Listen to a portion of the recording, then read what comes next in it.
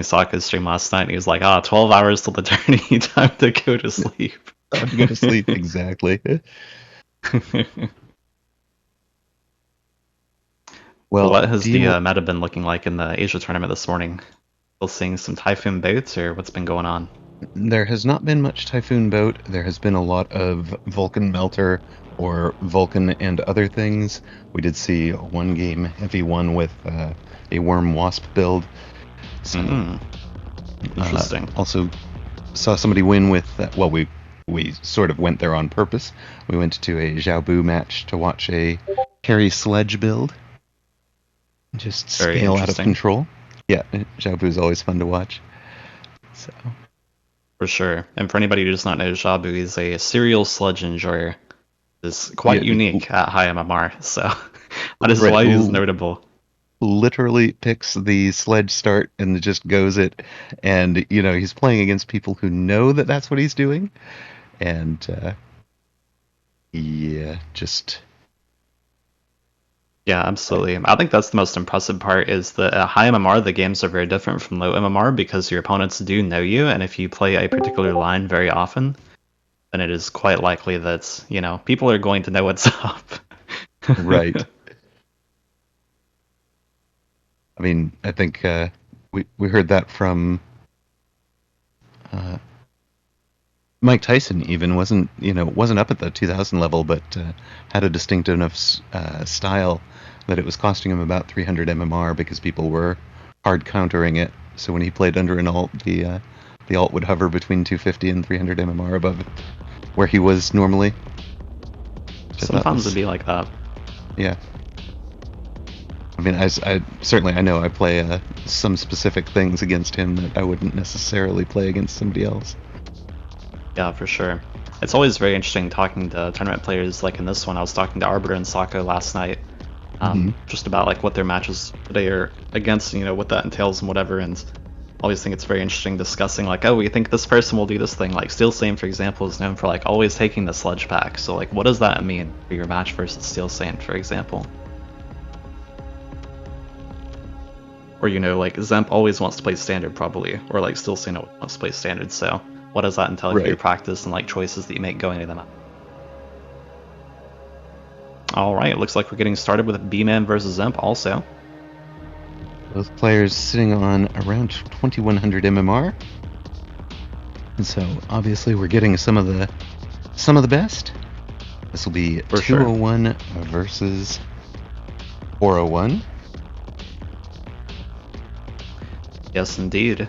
And Dzemp is notably, of course, the finalist for the launch tournaments this past Saturday, I believe. Yes. Put up a heck of a good show there. Yes, he did. And also won the Dev Pro tournament recently. Oh, did he win that? I watched a lot of that, but I forgot who won. I guess it was Dzemp versus Steel Saint in the finals, wasn't it? Yep. Yeah, you're jogging my memory. I'm remembering all of this now. There is like a 13-round standard game. 13-round game, yes. Okay, yeah. It's all coming back now.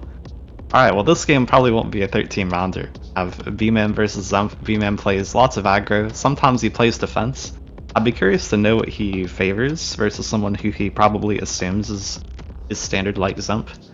I'm sure he knows that about him. Probably has played him several times, I would imagine. I don't know if their time zones don't mesh together or whatever, but you would certainly assume so. Hello. Hello, Bearlike. Hello. Hi. I'm streaming on Bilibili, the Chinese streaming platform, but I promised to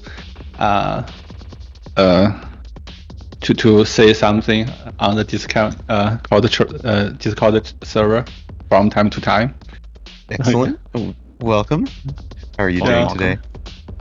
Yeah. Cool. The thing here is I want to stream it on Bilibili, so the MAG1 is more so to promote the tournament to the Chinese audience here. Right. Yeah. So just to be really clear, this is a community-run tournament. It's not sponsored by you guys or by Paradox Arc. It's completely community put together. Has drawn a huge roster of some of the best players. It's really fantastic to see the competitive scene building like this. I'm really excited about it. Although it's very impressive what he have put off. And I do have two things to say. I'm going to need you to swing by my channel at some point because there is now a Bearlike emote on my channel. So subscribers to my channel can get the Bearlike emote. And the second one, we came up with a feature request that I think this is probably going to be urgent. Stop the presses, get the team working overnight. We really need for blue hair to automatically be assigned blue, and red hair to automatically be assigned red in any match that they're playing. I don't think blue hair actually is in the 201 roster, but yeah, next time. Okay. Yeah, would definitely love to see him play next time. He's a great player for sure. Yeah. And then we could have the legendary red side red hair versus blue side blue hair matchup. It would be amazing, yes. Alright, so getting into our round one of our match here, we have Dzemp as Fire Badger on red side, Bman as Supply on blue side. Both players are Crawler's Storm, and Bman has Fangs, Dzemp has Arc Lights. Probably that will be the round going over to Dzemp, whilst Bman's Storms are aiming way better than Bman's do. Yeah, the Arc Light helps a lot. Also, Crawler actually is better against Stormcaller than Fangs. For sure. I'm sort of not going for Arclight round 1. I'm predicting Bman may go for Vulcan in later round. That makes sense to me. I think that's probably what you're supposed to assume if they are averse to building arc lights, right? Oh, he goes for colors again, so I think that's for sure confirming that then. Takes the damage item, obviously, for the Vulcan, builds 2 more colors, and says, we're losing round 2 and we don't care. Yeah, round 2 Vulcan probably gonna be too early. For sure, for supply. Bearlike, what do you think about these Fire Badgers for Dzemp? Right now, the Fire Badger, I don't think it will matter too much for this round. Dzemp is mostly defensive and standard player, so his Fire Badger is pretty conservative. Some players want to play Fire Badger on the flank, like to play Fire Badger on the flank, and I think it is a very strong flanking unit. But in standard matchup, I don't think Fire Badger is that strong. But we do buffed Fire Badger yesterday, so maybe it became better. I think this match probably gonna go for air later round, because both players actually have a lot of stuff that against ground units. There's a Stormcaller and Arclight and maybe later Vulcan and Fire Badger. So both players actually is pretty weak against air right now. It will be interesting to see if they go for that route or if they actually goes for maybe missile interceptors. Yeah, for sure. A lot of standard games that I spectate as of late, there is a lot of lost dueling going on. It's hard to say if those are anomalies or if that's a usual thing that tends to happen, because I don't see that many standard games get played, because I only play aggro personally, so I only see people play defense, but... I would say it's been pretty common with Fire on the ground.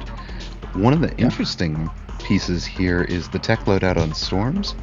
Bman respects the fact that the Incendiary Bomb reduces range by 20, and so has removed Incendiary Bomb off the Stormcaller bar entirely. Doesn't even run it. And Dzemp has really adjusted his Stormcaller positioning. They're forward about 20 meters from where they would have been. previous to that nerf, right, to that change, so that they're basically firing in the same timing that they would have previously. So he's got all of his timings worked out for a standard position, and the adjustment to incorporate Incendiary Bomb Storm was to just move them forward 20 meters. So actually, this particular positioning that Dzemp has these in, this was used as anti-aggro positioning before this patch as well, because I think that if your opponent has a crawler on the line in front of it, as well as one in the flank, that half the storm shoots the flank and half the storm shoots the fronts. Also very useful. Bearlike was absolutely right about players going air. Bman picks up the Phoenix, and without a ton of upshoot, especially on that left side where both sides fired. I think Bman actually is aiming for a later round win. Right now he lacks a reliable chaff clear on his board for 3 rounds now. Right. So I think he's basically not gonna try to win the early round, just aiming for later round. Phoenix actually skill pretty well if he have enough level. If Phoenix have enough level, it actually can be a very strong later game unit. Yeah, and speaking of being strong late in the game, he also put his damage item on his Phoenix rather than saving it for a Vulcan as well. Yeah, and I also choose Scorpion. Yeah, that's interesting. Dzemp goes the Mustang super deep early. He does not have Sold one Scorpion. Go for Vulcan. This makes more sense now. Yeah. For sure. Yeah. Well, something that I'm curious about here, like you said that you think that this might turn into air war of sorts, and obviously Bman has the Phoenixes that need to be dealt with, but do you think that it's a bit too early to be going for Mustang perhaps? This is a sentiment I've heard expressed by several players in 501, that they think going for Mustangs early in standard tends to be a bait because they just feed XP and die and don't do too much compared to like Storms, Arcs, or Vulcans and that sort of thing. I think if Dzemp actually have his Mustang super late on the very back of his board, this way the Mustang actually will survive for a long time. This Mustang, I think, it's just it's not just for anti-air. The Mustang actually can be a very decent chaff clear against. Especially against Bman's fans. So I think it's not premature. I think it's actually a very good pick here. Yeah, that makes sense to me. I think a lot of people discount the utility of Mustangs as chaff themselves too. Like these level 2 Mustangs are surviving Stormcaller shots right now. And that's an incredibly good value, right, in standard. Yes, and actually Mustang, if you have enough level on Mustang, it can be a carry. For sure. I think it would make a lot more sense if Dzemp had also taken the damage item earlier in the game. He'd have gone for the Mustangs, but still makes sense for sure. Right now, actually, Dzemp actually outrange Bman. Or now with Vulcan with range upgrade. Now they are pretty equal on the range.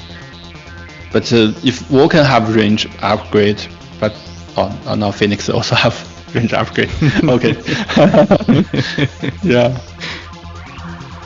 Just all the commentary thrown out the window. No range dynamics. Everything is ranged. The marksmen range, the Vulcans, the Phoenixes, everything. Yeah, I have made that mistake of ranging something that drops it behind the Phoenix before. So it's worth explaining for the audience, right? That the Vulcan had a 95 meter range, the Phoenix had a 120 meter range, and for a brief moment, the range enhancement here would have put the Vulcans at 135 meters, which meant they would no longer be tanking for the Phoenix. In that case, your Phoenix would die very, very quickly, and of course, Bman, well aware of that, was just planning to range both of them all along, but it definitely caught the eye for a moment. Yeah, for sure. Very interestingly, by the way, Dzemp has sold his Stormcaller. That is just shocking to me. As someone who spectated like a billion standard games, that is shocking. I don't know if I've ever seen somebody sell a Storm in standard. What do we think about that?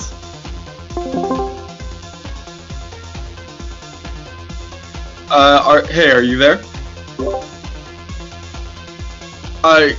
Yeah, the casters are using the round 1 tracker with the friend codes on them. I have a clean version without the friend codes. I just need to be able to get edit access for the tracker sheet that the casters are using.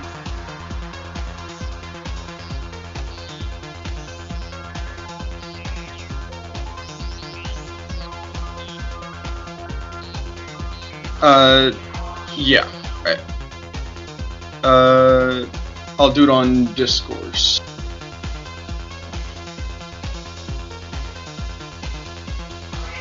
Right.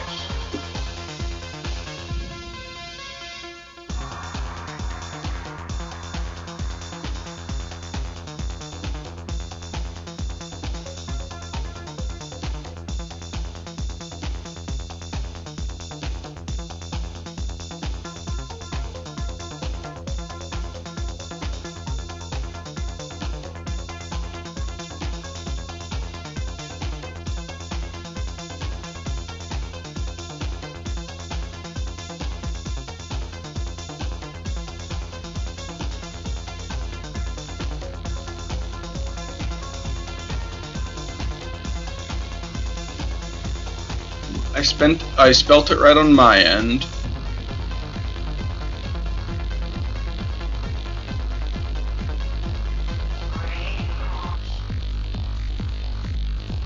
An enormous amount in standard, so it's almost, to me, a bit surprising to see, like, not terribly surprising, because enhancement is very strong, of course, but it's a bit surprising to see the stonking occurring. If you are totally new to this game, stonking is referring to the fact that the sale value of a unit is based on the amount invested into it. Stormcaller sells for 200. Level 2 Stormcaller sells for 300, and you can see the sale price down here in the bottom left corner. The enhancement module allows you to level up a unit for free. So we have this Stormcaller has been leveled up for free. We've leveled one and sold one, leveled another one and sold one. So Dzemp is basically printing money with that, even if he has to rebuy a Stormcaller and spend 50 for the mass recruitment, he's still printing plus 50 around with that play. It'll be more efficient for him if he's doing it with Giants or one of those 300 cost units, but Stormcallers, a lot of people don't, especially if you're dropping fire on the ground with a Stormcaller, a lot of people don't level their Storms, and so this is a way to take that experience, convert the experience to money, and then continue to build your board. Yeah, the Mastodon actually doing very well here. The level 3 Mastodon have dealing lots of damage. Yeah, currently it is top damage on some boards, so the choice to go that is certainly paying off for him. Also of note, Bman has clicked EMP on his Stormcallers. Yeah, I think that is probably premature. I don't think it have many targets that requires EMP. Yeah, I think so. Maybe as well. It's a misclick. I am not sure, because I want, like, maybe he wanted high explosive. That would be the thing that comes to mind that he might want versus Mustang, right? But besides that, I can't imagine why he would want this it. EMP supposed to be counter? Yeah, like it's hitting the arc lights, I guess, early in the fight, maybe, if he ranges them in a turn or two. I'm not too sure. But it's very easy to fix with just a chaff up front too, right? So I'm not sure I understand why we have EMP here. Yeah, this EMP is I think the EMP actually probably is the reason he lost last round. Yeah, for sure. I think if he had high explosive there, which not to say that's even the right play, but if he did have that, then this clear is certainly a lot better. He can deal with the opponent's Mustangs, which are the highest damage on their board, a lot better too, right? I actually wonder if there were something on the last drop that he was worried about being taken and teched, so he was countering something, because that was a drop round. Dzemp took the 2 level 3 steel balls, And so there might have been something else ground-based that he was worried about seeing a specific tech from and wanted to EMP, potentially Melter or something like that. Also, Yeah, I agree. I think Bman spent too much time on the mobile beacon. Yeah, this double beacon's really interesting. I haven't played any standard since double beacons in the game, so it's really cool to see us be able to just like beacon both sides of the map storm colors like this, and have two waves of late crawlers. Right? Seems very powerful. Yeah, I do think there's actually a lot of underused thought for what we can do with two mobile beacons. I think that's a spot that the top end of the game is going to, for example, use one mobile beacon to pull units out of the way and use another mobile beacon to have somebody late arriving heading towards a tower, Yeah, absolutely. Kite your whole army out of the way and then have something arrive to take care of the tower. I think that's definitely the most straightforward use case, and a long time ago people asked me what I thought about like there being two beacons in the game before it was a thing. They were like, "Oh, Tom, do you think there should be a second beacon?" And I was like, "Friends, you probably don't want there to be a second beacon." That could be really toxic. But thankfully it's not a thing that's toxic. It's just fairly infrequently picked up. Sometimes aggro gets two. You just like push two towers lit, or you do some, I don't know, beaconing of your whole board away from oil, perhaps. It doesn't see a whole ton of play. Nuclear is coming. Yep. Nuke is coming. So Bman probably is saying that he feels like he's under quite a bit of pressure to be taking this nuke, because he's definitely not killing Dzemp with it, right? Yeah, I think Vulcan actually is stronger in later game, but as a chaff clear unit, stronger than Maston and Arclight. I have noticed Dzemp do not play a lot of giant units. It's very interesting to watch most of the 4-1 Civil War between Dzemp and Sarah. They both play only small units. Yeah, that is true. Sarah especially loves his Rhino Wasp aggro that contains 0 giants as of late. I've played him a bunch of times where he's doing that. Yeah, you make a good point, Bearlike. I feel like most players historically favor Vulcan in Standard, but Dzemp is avoiding giants like the plague right now. Yes. I do think Dzemp have a chance to finish the match with War Factory play. So do you think that would be a like War Factory anti-missile like at the front of the board, or would you rather see that at, like the back of the board with the rest of his army?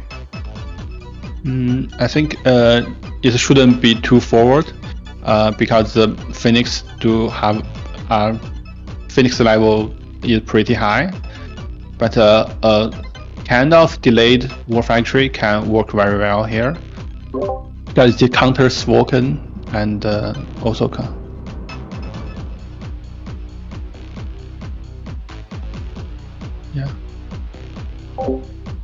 In the other match, Shade beats Jota. You could have watched that match on Rooster's channel. Well played, Shade.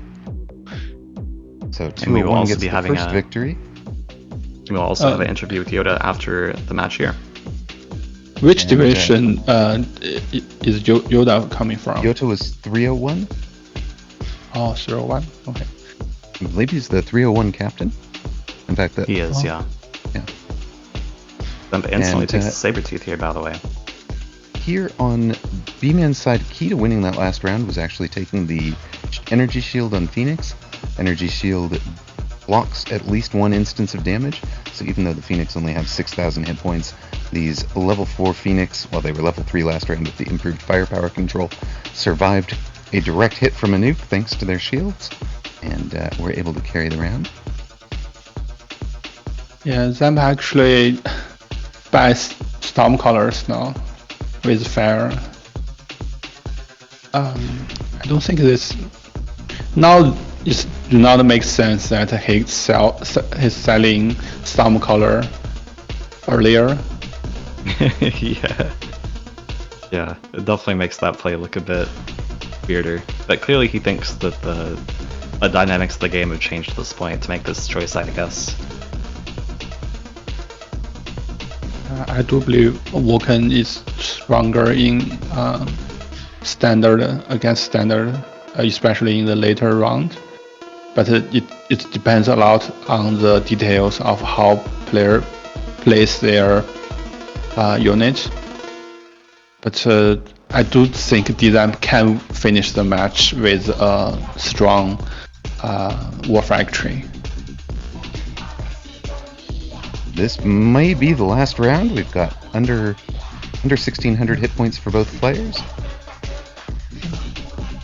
Worth pointing out, by the way, on the right side here, Bman did buy some shields, but there's currently a bug where oil goes through shields, and so you see a lot more of this fire on the ground here than you would expect. Probably be about like half this size if that wasn't occurring, but that kills a lot of these things on the right a lot faster. Fortunately for Bman, most of Dzemp's important units are on the left side, so he's not getting pressured too hard for that, but it does make a lot of his chaff die faster and means these birds are dying a few seconds earlier than they should be. Left side is winning pretty hard with this super heavy Vulcan though. And I did see commentary from Bearlike, you can confirm or deny, that the team is actually working on that bug, so don't over-rely on that one. It is going to be fixed. Yes, we are.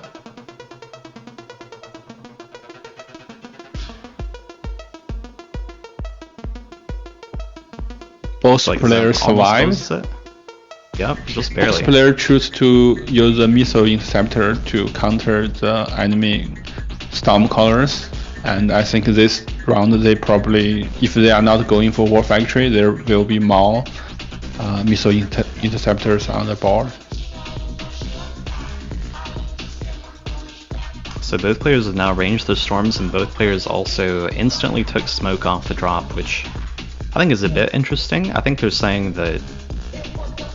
Well, actually, I'm not really sure why Bman took it, because I don't think that Dzemp's marksmen ever walk into the range of the smoke, unless they're walking towards the left side of the map.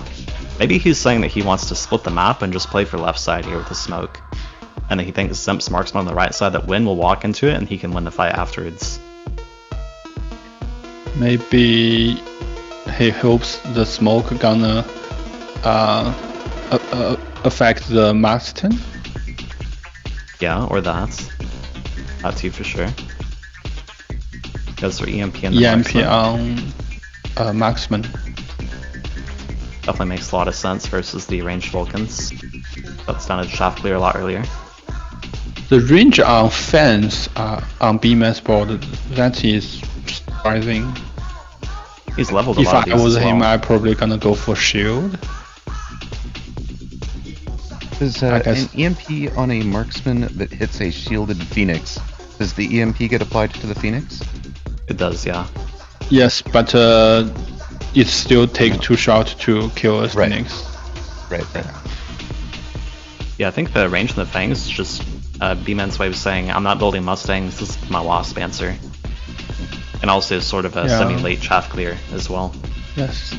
Doing pretty good at keeping it out of the fire a lot longer too. But the Maston... Yeah, absolutely. The Maston actually survived. Mm-hmm.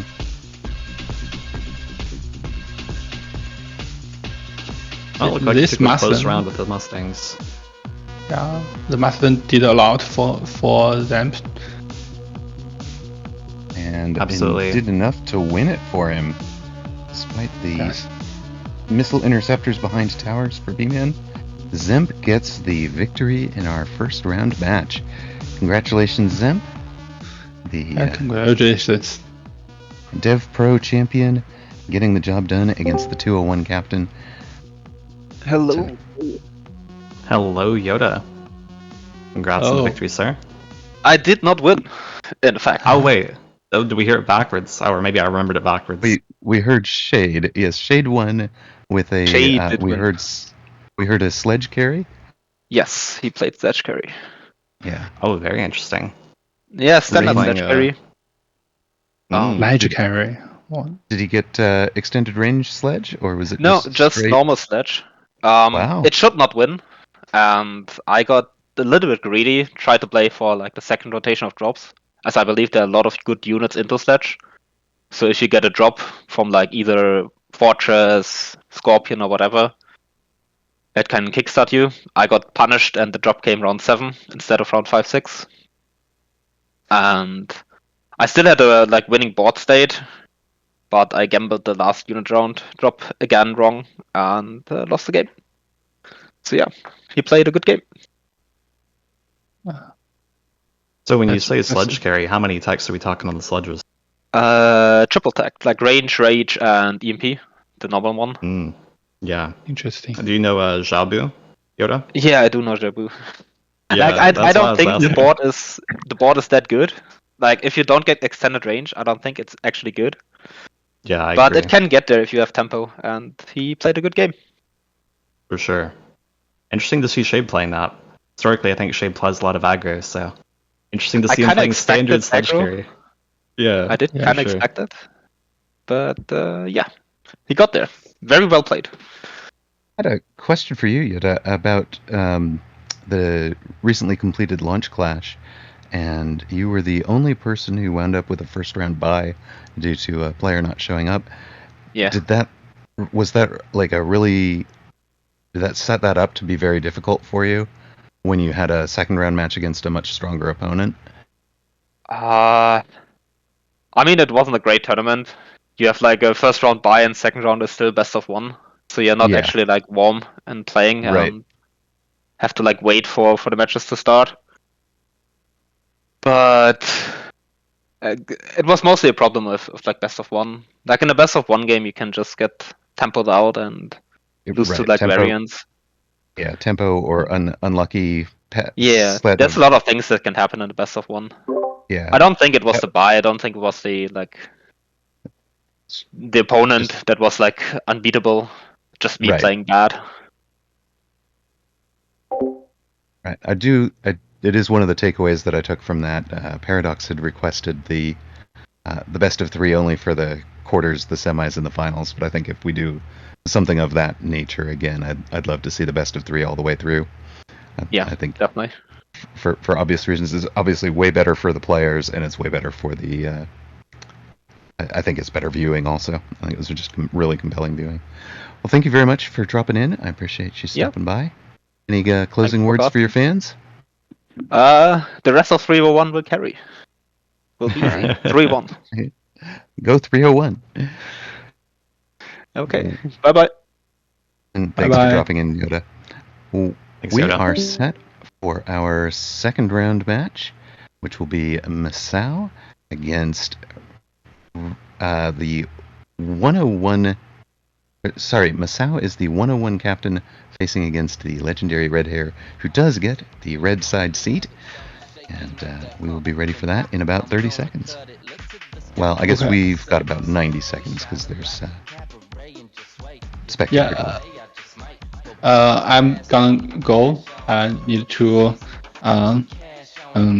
cast the game in Chinese on Bilibili. Right. So here's me, and I had a good time. Yeah, thanks for casting with us, Bearlike. Yeah. Bye bye. Bye. Thank you for dropping by, Bearlike. Thank you for the community. Bye bye. You guys can always follow Bearlike's community at Play Mechabellum. He often casts in English on Twitch, but of course casting this one in Chinese on Bilibili. Do we know what Red Hair's name? Yeah. Red Hair's actual name is Mu Shenfang. So there's no direct translation. It's just a. I think I remember hearing that a long time ago. I asked one of the bilingual players in the community what his name translated to, and they told me the same thing, I think, that it doesn't have a translation. Red Hair, of course, a legend. Red Hair has been playing this game at such a high level that I knew he was a legend before I had ever picked up the game.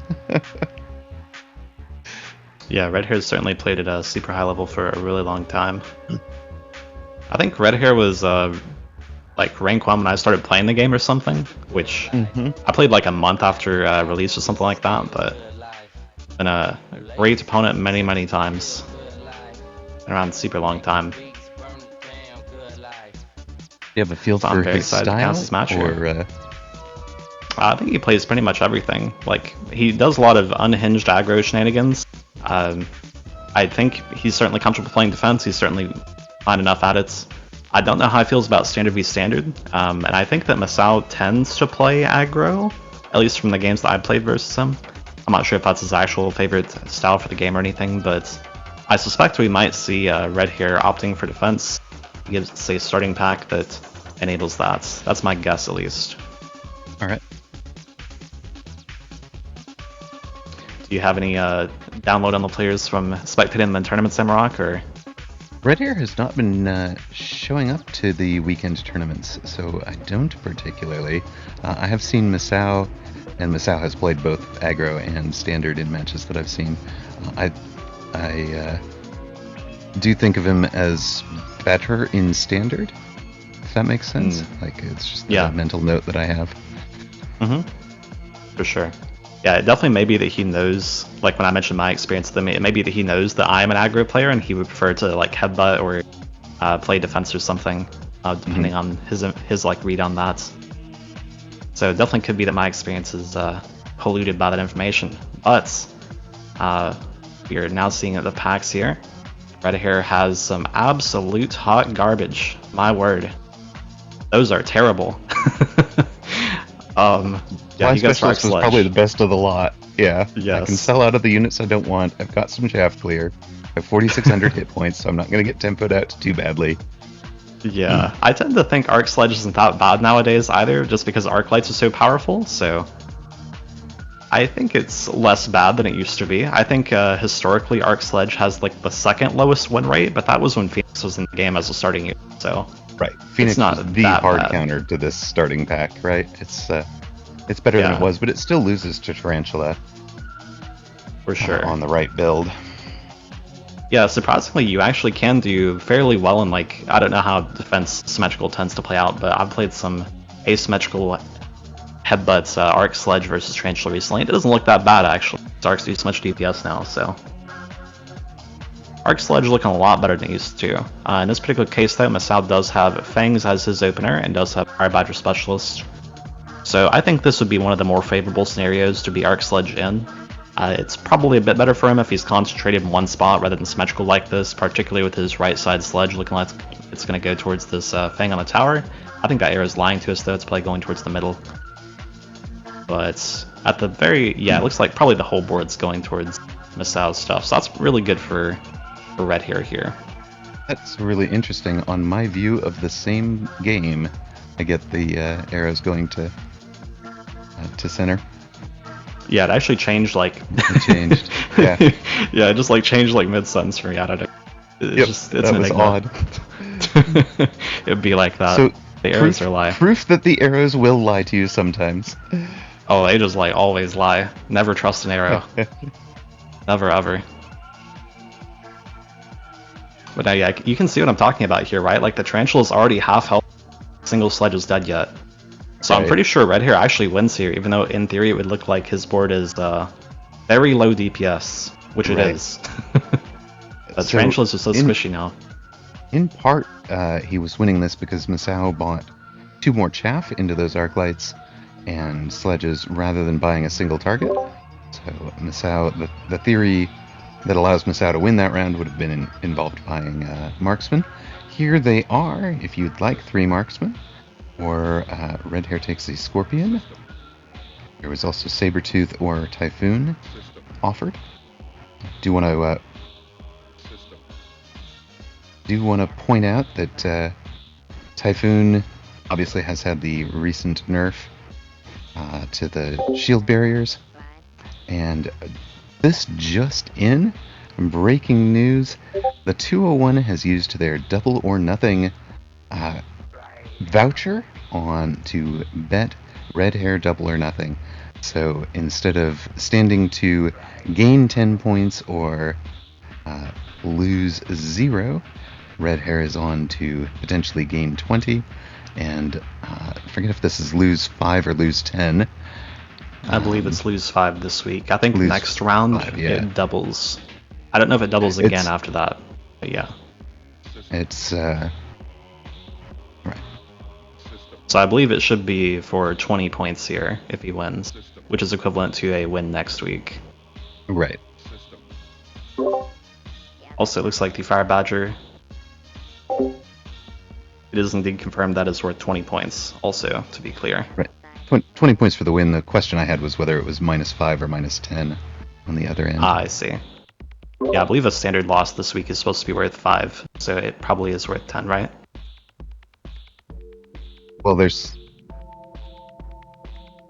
Okay, yeah. So he's going to lose amount that opponent wins. So if Masao stands to gain 10, so if Red Hair loses, he would lose 10. If Masao were also playing the double or nothing, Masao would gain 20 and Red Hair would lose 20. That's the official ruling on that one. The tournament has some entertaining rules like that to kind of see if that affects. Right, we've talked about, does playing a single elimination affect players, having them play more conservatively or play to the drops, that sort of thing, versus like in a best of 3 you can kind of commit to a strategy, and if it doesn't carry you can count that on the your overall strength being enough to bring you back in the other 2 games. For sure. I think the format's really interesting. At the very least, it provides some interesting decision making and certainly has some like best of 1 like attributes, but also has the best of 3 attributes in the revive system and things of that nature. So I think it's a cool thing overall. The double or nothing especially, giving you some opportunities for like comebacks or things of that nature, I think is always interesting in a tournament format. Of course, if you are brand new to the tournament, one of the things going on here is, teams score points for a win. They don't lose anything for a loss, but the player that loses is eliminated. And, you have to play 4 matches a week, so that could wind up with somebody having to play 4 in a row, or, if all of your team is eliminated, you are eliminated, they can pay money or pay points to buy a player back. So, in this first week, a player can be bought back for 5 points. Second week it would cost 10. Third week it'll cost more than that. Probably easy to think about that in terms of half of a win is what it costs to revive a player. So 1 win equals you can revive 2 people. One win lets you revive 2 players. You want to go at least 2 and 2 for the day. Yes.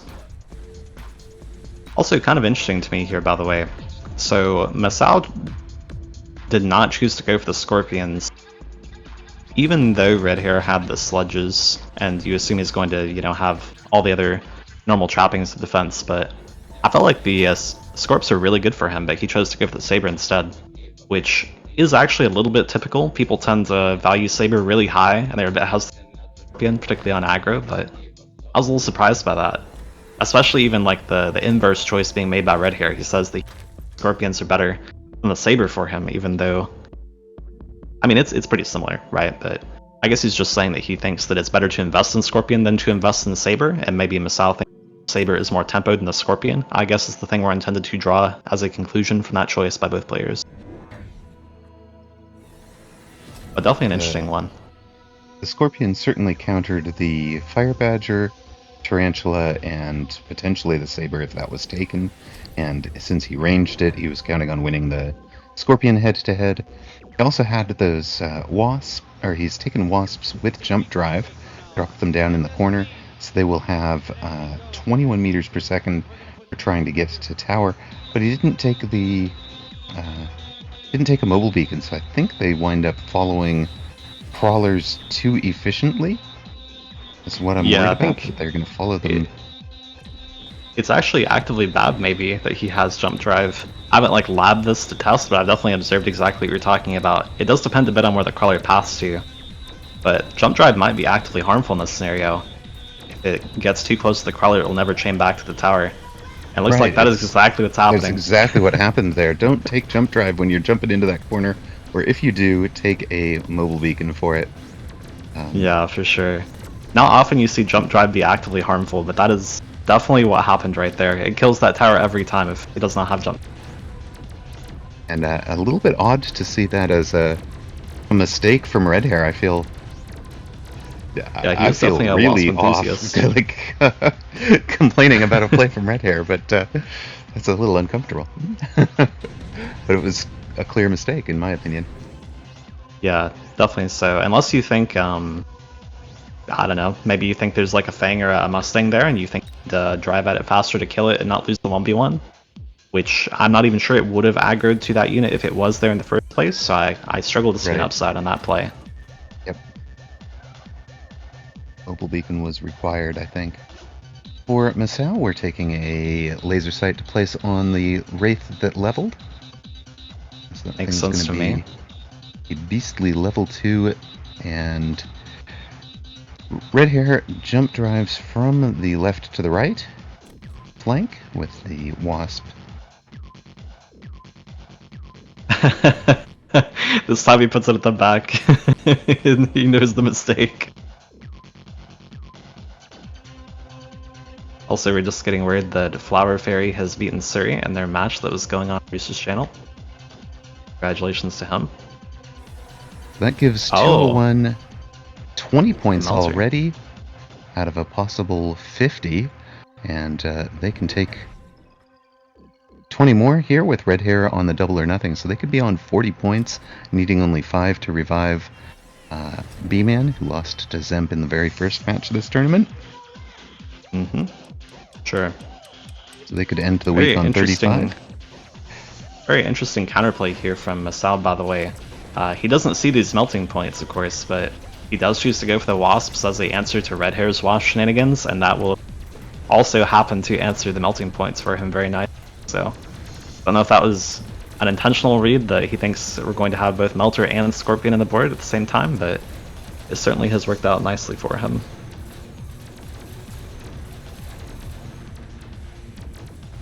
Melter still hasn't locked onto that level 2 Wraith. It's never going to. It's down. This Melter is doing nothing but shoot crawlers now, or shoot wasps now. It is finally locked on a Wraith. But there's too much left. And Masao wins round 4, then round 5, and drops Red Hair to 2850. Do you feel like Absolutely. the Wasp shenanigans actually baited Masao into that? Like, I'm not sure I would say baited. I just think that he likes it as a response to prevent this from happening any further, which is important for him. If he has it happen once more, he essentially kill range, right? right. And it does also happen to double as a great Melter chaff, although I'm not sure that's what it was intended as. Right. I think mostly if I'm Masao here, I'm thinking, okay, well, I don't have a way to deal with these Scorpions in the ground, so probably I'm going at Boats or Phoenix, or maybe we're going to see ground spec range Wasp. I'm pretty sure Masao is a ground spec enjoyer from a scrim that I cast of him earlier this week against Shade, I want to say it was. I don't remember. Maybe it was Bman. I think it was Bman, actually. But yeah, he seems to be a bit ground spec happy, which personally I'm a fan of ground spec, so I like that from him. It's not going to look great into the Diffract Melters here, if that's what he chooses to go for, but we'll see. He's got 550 left. He could level both Wasps and take either range or ground spec. Let's see if that's the direction. It'll be loose formation crawlers. That's very interesting. I wonder if this is an EHP increase versus Diffract Melter. Like, it's certainly good versus the Arcs and the Sledges and the Scorpions Right. to some extent, but like, it does die faster to the beam, and then once next turn happens when he gets Mustangs, presumably against loose crawlers, since it now has less HP when it becomes loose, I'm not really sure this is going to look that great. It doesn't even look that great this turn. Looks like he is lost very handily to Diffract, so... Yeah, he gets the back tower with a flank. And that lets him turn it around in the middle. Loses to that far side Melter. Yeah, it looks like the ranged Sabers are actually carrying super hard. Sabers top damage, the level 3 ones survive at the end. Very nice work there. I believe the Sabers are 5 range shorter than Scorpions too, right? So, sort of interesting choice to go for that. but it certainly works out really well for him. Great single target versus the Melters. So we see Red Hair take the Vulcans, which I feel like makes a lot of sense versus Loose. It's a unit that has almost zero care about whether or not the opponent has clicked Loose Crawler or not. And Masao goes to the Farseers, which I assume, yeah, he's clicking EMP as an answer to Melter Diffract range. Plenty of sense. Right, we'll turn both of those techs off. It'll become a single full-strength beam at 110 meters or whatever the default range is. Yeah, I believe it's 110, I think at least. Kind of interesting to see this choice to stack both the Vulcans on the same side. So he has one side that has 2 untacked Arclights as trap clear and one side that has 2 ranged Vulcans. So I guess he's... okay, yeah, never mind, he switched. I was about to say, I think he's trying to play around his laser sight Melter really hard. That's like his win con, but he decided to change it up. Which I think I agree with, although this Vulcan on the left here is going to get stuck in the Saber-tooth that's close to the corner, so I'm not too sure about this. Yeah. There wasn't a good place for it. He hasn't left a great 4x4 on that side. The Scorpions are kind of in some of his giant pockets. So yeah. I think that's why he was originally thinking the right side there.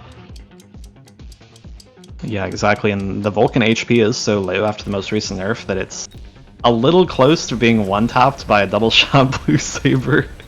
If you had a maybe level 2 tower attack, it's like almost there.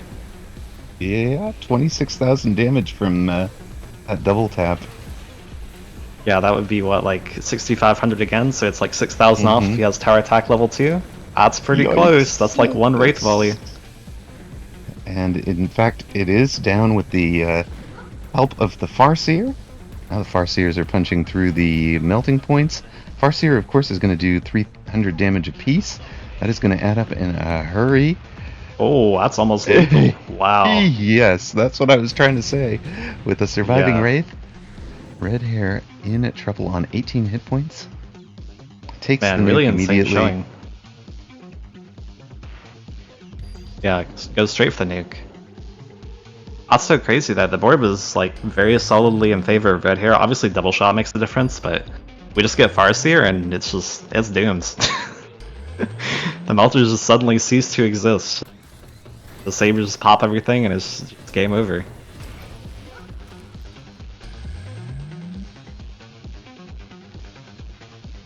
Red Hair never did take the Mustangs as answer to both the Loose Crawler and the Wasps. Yeah, I guess that's him saying that he thinks that Diffract is good enough versus the Wasp, and Vulcan certainly does not care if the Crawler is loose or not, in terms of total time to kill. I actually labbed it a day ago, right as the patch launched. Yeah. Basically, there's no difference, so... That's good to know. Yeah, and I'm certain that they have labbed it as well, because loose is a very, very, very common tech prior to this patch, like almost every single game if you're playing defense versus aggro, so I'm certainly able to test that and know that that is the outcome just as well as we do, so that's probably why he chooses to just go for Vulcan here and doesn't say that he cares about Mustang, although I do think that his Melters not locking onto the Sabers is probably a problem. Locking onto the Wasps instead, of course. Yeah, that left side Melter. Yeah. Like if this guy could just lock on this Wraith or something instantly, that's gonna hurt. But both of those Melters... Oh, they actually died too. Both of those Melters are under 70,000 hit points because he hasn't taken the tower health. Yeah. That is grim. Is looking like game once the smoke clears. You don't think this one Melter can carry? No, it cannot. Most definitely not. Wow. And, what a game. That is a win for your French captain of the 101 Masao, beating Red Hair on the double or nothing. So not only does 201 not collect the plus 20, they give away 10 and have Red Hair KO'd. So they are going to need to bring back, well, they're going to have 10 points and they have 2 players eliminated. So they're going to need to bring back both.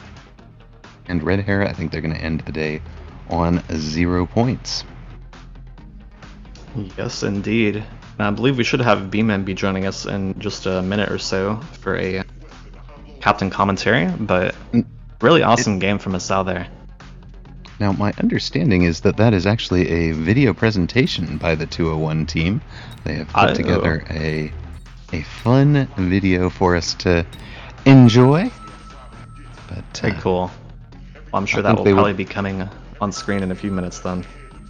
I think they would have been much preferred to have the to have that showing on a W at the moment. Well, I mean, that's the cool thing about this tournament format, right? Is that we can lose round 1 and it doesn't actually next week is points anyway. Right. It's all good. Next week is twice as many points, so you can start from 0 if you've got all 4 players and keep on going. For sure. Any comments on this board? On the board? What is the board exactly? Just ended. Oh, I sorry. The you are not seeing the board. I still am, of course. Yeah, I do recall it though. Yeah, I think it's really interesting how Masao managed to bring it back the Farseer drop, because man, that game looks really grim prior to that Farseer. And I do think if he didn't manage to get the Wasp turn on the exact same turn the Melters dropped, it was gonna look dub. Right. We're ready right now. Looks like we've got that video queued up.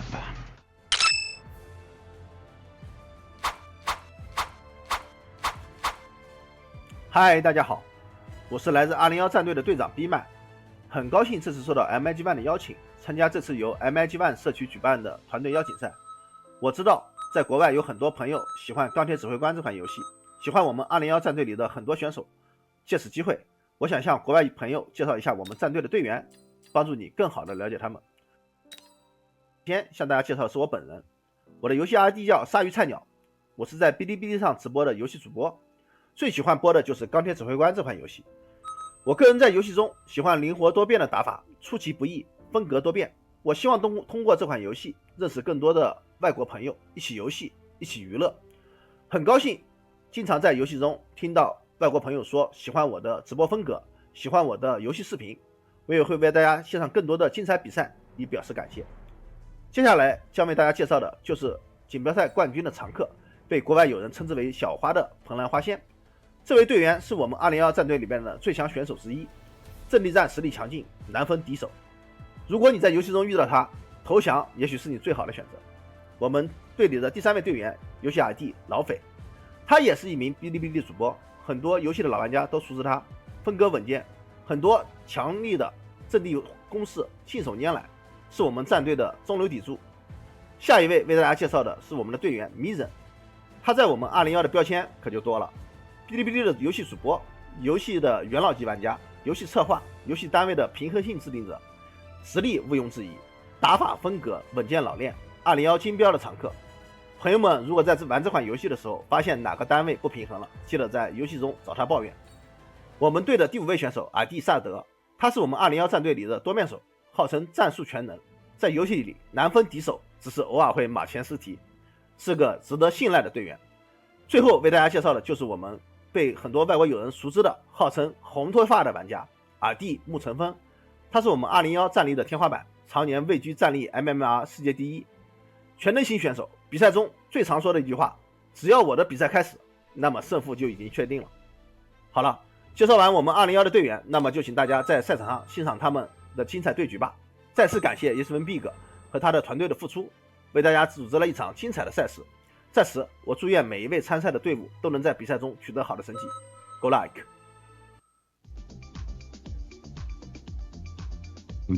Very nice. Way to go 201.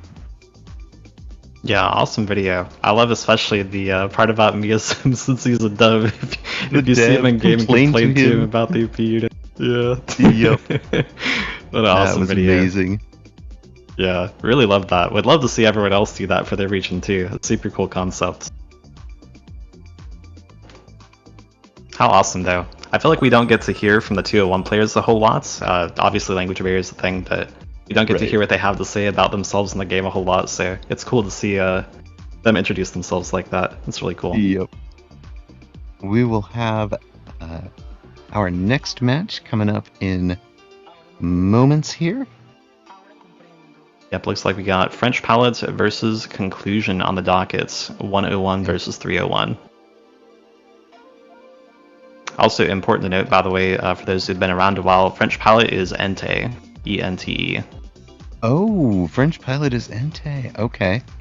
Yes, that is the lore. That makes much more sense now. Yes. Yeah, he's been around a super long time, basically as long as I have. I don't know if you're around for the Trenamaras tourney, Zamrock, but he played in those a long time ago. Which tourney was that? It was the tourney that had Swiss opener into 2v2 as the semis and finals format. Oh wow. I missed that one, I think. Yeah, it was quite a long time ago, maybe like a year at this point. I do think it would be really interesting to capture all of the tournaments and their results somewhere, so we just have a listing of them. Yeah, for sure.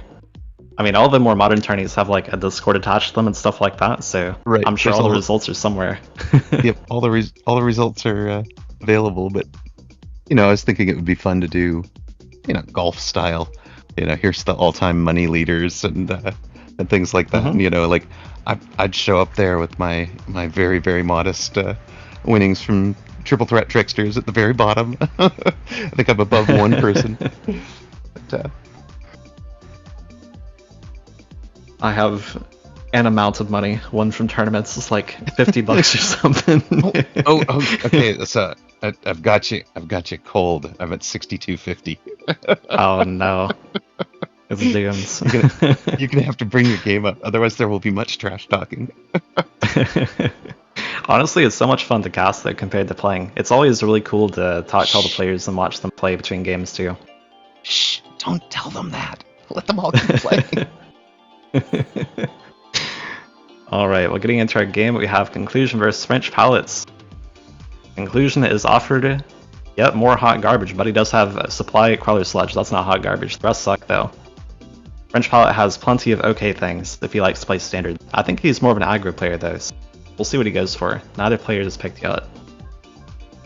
Note that the initial hit points on this Crawler Sledge, 3,700. The initial hit points on the Arc Sledge that Red Hair took was 4,600. That is how much stronger the Crawler Sledge is.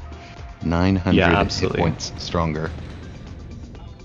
Yeah, one thing to note too about that, by the way, is that the hit point balancing is based on the specialist and the unit combination, not like as a pair, but like independently. Like specialist supply has X amount of HP and combination has X amount of HP. And those aren't necessarily balanced for the highest level of play, they're balanced for like all players. So that does tend to result in things like this, where ostensibly Crawler Sledge is probably not that much better than Arc Sledge in the current state of the game, especially at high level play, but it does have this little HP, so it's also paired with supply this time, to be fair. Although I think it was last time too, right? I think so. It was Yeah. Arc Sledge supply last time, yeah. So it was a direct Yeah. comparison. Yeah, and probably the difference in unit composition here is going to be, assuming he does buy Arc Lights, which is like a fairly common-ish thing to see at the moment. Even though historically that's like a cardinal sin, buying Arc Sledge voluntarily, but assuming he does do that, which he does, yeah. So this is a difference of one crawler that we're paying 900 HP for. I think it's pretty clear that's not a one-to-one comparison right there. One crawler on round one is not worth, but that is what the starting pack has given him. So that is where you're at for this game. The devs do balance those based on stats. On a fairly regular basis, you'll see those starting specialist hit points changed. I'd say we've probably seen it about once every major version. There wasn't a, Yeah, I think that's fair. for the 1.0 For sure. because we were introducing new specialists, but I do expect that the 1.1 will have enough data behind things like the Fire Badger specialist, the Typhoon specialist, etc., to start getting some data. But I suspect they wanted to drop that Typhoon nerf before they nerf the Typhoon starting packs. based on the performance of the Typhoon. For sure. And one thing to point out historically is that Sledgehammer tends to overperform in low MMR, which is why its HP is so low relative to other packs. So that is one reason this pack here has 3,700 HP. It is going to be taking like 300, 400 instantly, 520 instantly. Oops. My gosh. The conclusion's already down to 3,200. Yeah, it hurts to be on 3,200 at going into round 2. Especially against somebody as strong as Ente, that's French Pilot. For sure. Kind of surprised to see the insta skip on the shield drop here. I think it's fairly decent in headbutt, especially when both boards are low HP. It can definitely be that like you don't take that and your opponent does, and suddenly you're like minus 500 HP. If their shield lives, it's a really bad day. Oh no, in conclusion it's chosen to unlock Fang, so it is looking really, really doomed versus the shield drop for this round. Now, I don't think you can even break it. I used to run Sledge Carry, and as you were saying, at those low MMRs, it felt unbeatable. I was like, I don't understand why the best players aren't doing this, and I got Doxson to agree to show up and play a match against me, and I ran my Sledge Carry, and he shut it down hard, and the answer was 1 round 2 shield. It wasn't even this shield drop one with 50,000 hit points. It was one with 40,000 hit points, and all my sledges locked onto the shield did nothing. All my fangs locked onto the shield. It did nothing. His army fought from within the shield, and I didn't level my sledges the way that they needed to become a sledge carry. So. Yep, absolutely. As a tale as old as time, Sludge dying to shield. Yeah, historically people would even just like open Storm turn 2 into Sludge and buy a shield immediately, and it's like pretty much a brick wall you can't break through. Right, but that was exactly the feeling. Once I got strong enough to take the shield down, he showed me a fort. Yep, with exactly. a bubble. And yeah, that's all she wrote. I think, if I remember right, I might have lasted to round 5 that game. Looks like Conclusion might take down the shield though. Oh no, he isn't going to. It's so close. A normal shield, yes. The normal 40,000 hit point shield would be down right now, but this was the 50,000 hit point shield from the drop. That makes all the difference. Yep, and, quite literally all the difference. Barring a miracle from this arc light, the shield will be standing. I don't think we're gonna be seeing that. So that's what I meant when I said this earlier, right? I think that skipping the shield drop on this round is potentially even just game losing. And it's never bad if your opponent is Sledge. Like, it is a bit weaker versus the Marksman. It's probably going to die. And if we don't buy Marksman, probably we know that we're not going to win the round, but we certainly would have killed French Pilot's shield and probably saved a lot of HP if we chosen that. So that tells you Conclusion does not care about the tempo at all. Zero care for it. I mean, there is triple white saber drop, so we definitely don't care about the shield now. You can delete the shield if the shield was the important thing to the Conclusion. There we go. Shield will be gone. Instantly takes it. Says we're going to lose the game if we don't kill the shield and don't have single target. Completely agree.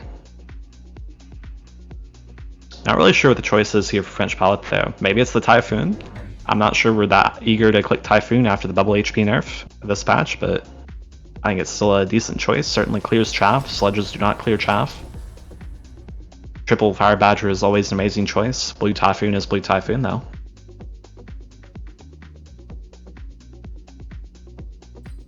Looks like he is as perplexed as I am about what the right choice is here.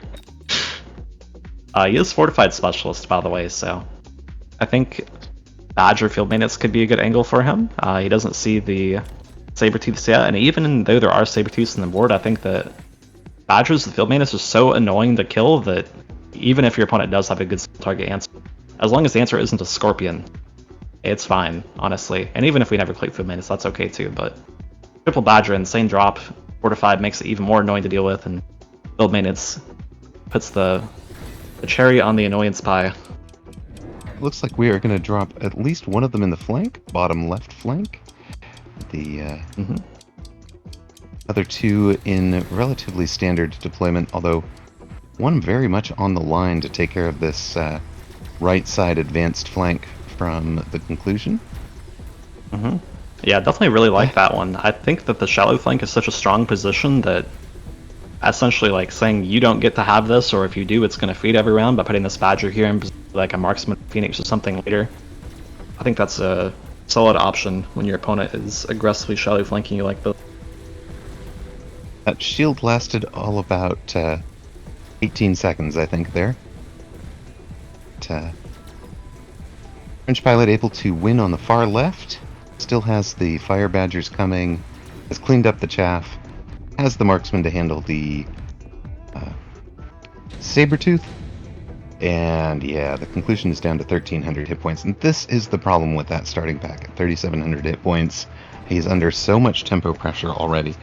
He might be building the long-term comp, or he might just be building the War Factory. Yeah. What was that? Yeah, we are not going long-term. I mean, he's got efficient maintenance, but I don't think we care about the long-term. Oh my. Well, the conclusion is a big aficionado of War Factory. Basically, the TLDR of his playstyle as of late is that he loves Production Factory, he loves Production Fort, Fang Production Forts, and yeah, he's played it probably like 10 times more than anyone else that I know of on ladder in the past like week or so. So, conclusion definitely is not a stranger to this position of having no tempo and having no HP and building a War Factory. I suspect we might be seeing... Gone for efficient maintenance, too. Yeah, and there is a boat, and I think Conclusion does not have any anti, so he is guaranteed going to be taking 350 more damage this round. Alright, 700 more damage this round. This spoke too soon. There's one pack of fangs. Okay, technically there's one pack of fangs, but we know that's not going to do anything. It is not going to do pack of anything. fangs. They're just no matter how much copium I tried to drink. Oh, I mean coffee. Yeah, so that's going to put Conclusion in a really terrible spot because he has to address the anterior boats. Oh, yep. I agree. He surrendered as soon as he saw them and caught it. Walked in his turn and said, nope. Can't do anything about that. That was going to be the game going over to French Palette. Man, what a sad game for Conclusion here. That was starting position plus the HP is just so doomed. Right. And there's a very interesting minor little bug here. I get the clicks because the surrender happened before the during that like timer going down. Eventually, oh, I see. You can still hear the clock. Yeah. It took it a while though to shut off. Interesting. I run down the clock every single turn that I play to 0, and I've never heard that bug. People don't tend to surrender. The turn timer is happening. Yeah, they as a spectator, right? I'm still in the turn timer counting down, and the conclusion has just surrendered at the start of the round. So just odd little piece. You know, I saw a really interesting one relating to that recently. Someone DC'd mid-turn, and when they saved the replay to go try and play it back, the DC was still happening in the replay. So to replay the round, they had to like wait all the way to. There's some major shenanigans going on with that. That's a little bit odd. Yeah, to say the least, right? Very odd. The replay does not need the DC, right? Sure. Interesting point brought up in chat from Fated to Fail that the one of the key elements of round 3 here was that the Sabertooth didn't one-shot the sledges, and the level 2 sledge had 8,100 hit points due to French Pilot being Fortified Specialist. Normally a sledge or a Saber would one-shot that, but here it did not. Looks like we will be joining Baller and Saracha in progress. Yes, indeed. Looks like we have Sarah playing Speed Specialist at 2200 HP, eating a triple Worm Push with armor in the middle of the board, and Baller is Rhino at 4200. But a lot of Farseers as well. Actually, looks like both sides have a lot of Worm, so presumably there's a double level 1 Worm drop offered. Maybe this round or the previous, I'm not too sure. Saracha with the hackers? Yeah, Love I mean, it. Sarah is a hacker enthusiast. You know the lore, right? Sarah being the OG hacker Mustang player. Oh, I did not know that. That is great Oh. to know. Yeah, he is the progenitor of hacker Mustang. You have him to thank for that. Brilliant. Yes. Of Yeah, course, so that he is works. most definitely a hacker enjoyer. That works a lot the way that Hacker Fort does, except for the fact that your Mustangs are fighting out of hacker bubbles instead of out of fort bubbles. Yes, indeed. Yeah, I think a lot of people tend to frame it that way too, as far as like hacker Mustang versus Fort Mustang goes, is that hacker does a lot of what Fort does, but Fort does what hacker does better. Right. And also more reliably. And it's not even like a tempo option anymore. We don't deal damage off nowadays. I think we deal quarter damage, I believe. Quarter damage for hacked units, yes. Yeah. So both I believe players are on it's the same. 2,200 hit points. Yep, and we see a great beacon from Sarah to dodge the orbital javelin here. Great stuff from him. Oh, really nice. Definitely knows that Amp Core Mustang is probably the most important unit on his board. It is indeed supported by the numbers that we can see at least. We Right. don't have the most updated numbers since we just joined a round ago, but at least last round it was the best unit. Probably is currently also the best unit for the whole game if I had to take a guess. But correctly makes the read that that's what damage Baller's dealer. doing this round. Come on, Baller has re-aimed the Farseer on the left side with his mobile beacon. Isn't making the center Farseer dodge the javelin. Maybe didn't see that play, but it was his gold damage dealer last round. Now he's trying to get straight in on tower with the level 3 steel balls on the far outside. Yeah, I think maybe he just doesn't think that they're drivable right there. He doesn't think that 2 can be hit, so he thinks that Sarah won't take it, but or he just doesn't care, possibly, I guess. Possibly. But, yeah, definitely does kill him. Wanted to get those steel balls up the middle to the tower to slow down the hackers more quickly, but he's lost on the far left, losing the tower. Everything else is under debuff, and yeah, all the hacks happen. Yeah. And that is a lot of surviving damage from 5 surviving worms. 3 of them are that's full just the damage, game. 2 of them are hacked, but the total is a win for Saracha, and the signature blows a kiss. Yeah, I just want to point out, when we joined the round ago, Baller was 4,200 and he is now dead. 2 rounds. That is incredibly fast comeback from the hacker board. Jeepers. Well, I'm sad we didn't part get to see this board play out some more, because this Farseer worm comp I cannot say I've ever witnessed in my life. I'd agree with that. Save replay, please. Like, it's not for us, but for Rooster or Rooster Baller or Saracha. Yeah, what a Well, that bizarre leaves us- board. Yeah. Leaves us about 5 minutes before our scheduled interview. And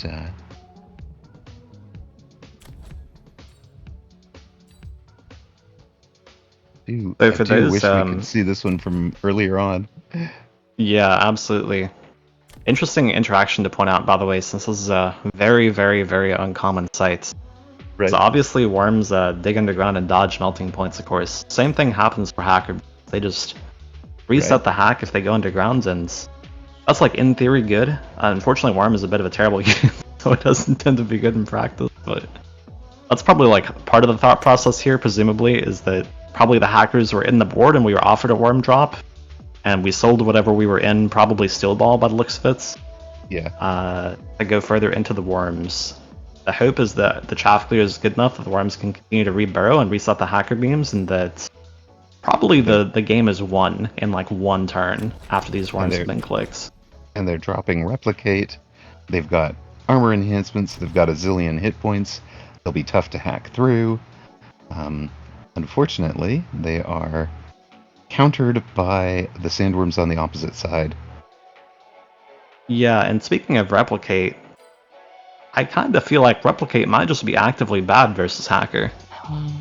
Oh, wouldn't it be, right? Because if the hacker hacks the replicated larva, the sandworm stays on the surface? Yeah.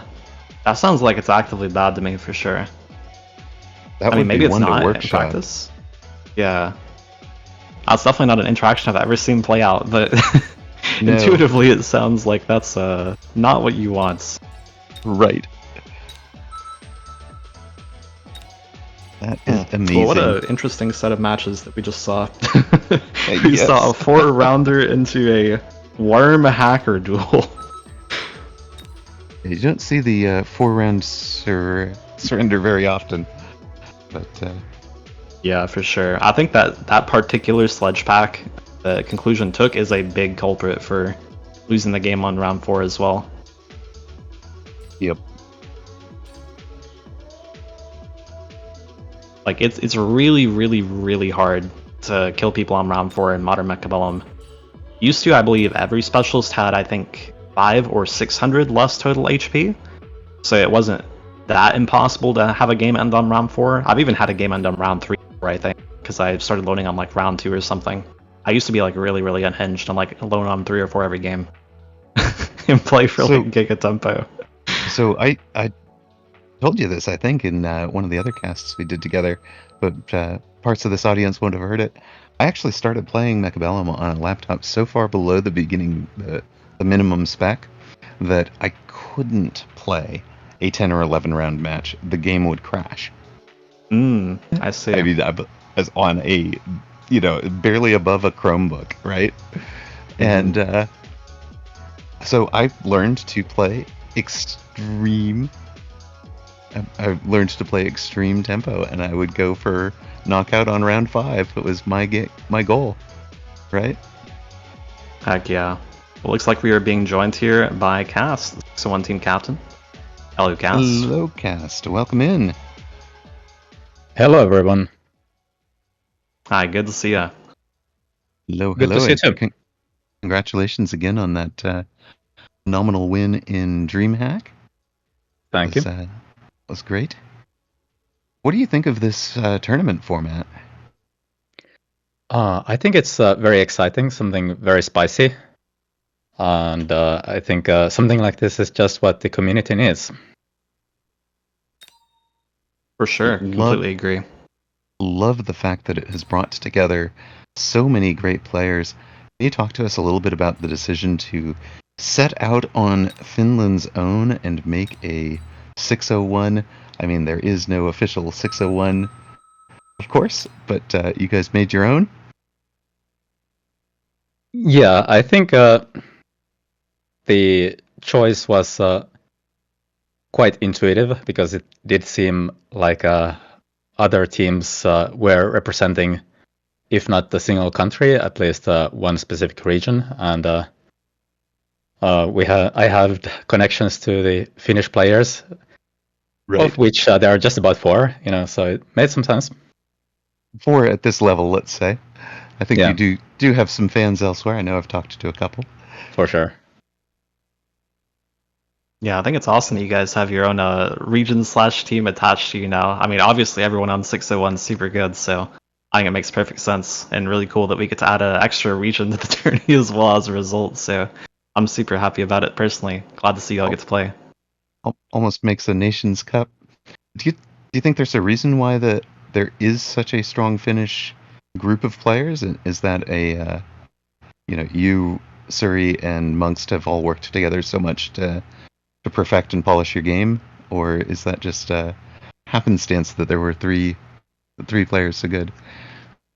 I think it's a bit of chance and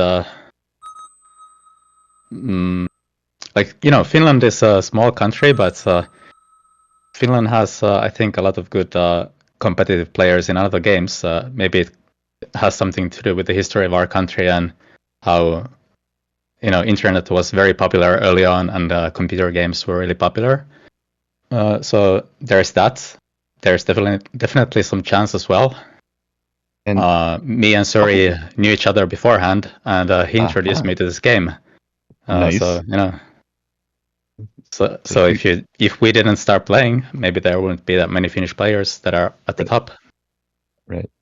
And of course, there's long rivalry between Finland and Russia, stemming out of some World War II history. Do I understand correctly that you guys all undergo, like the entire civilian population undergoes moderate level of military training?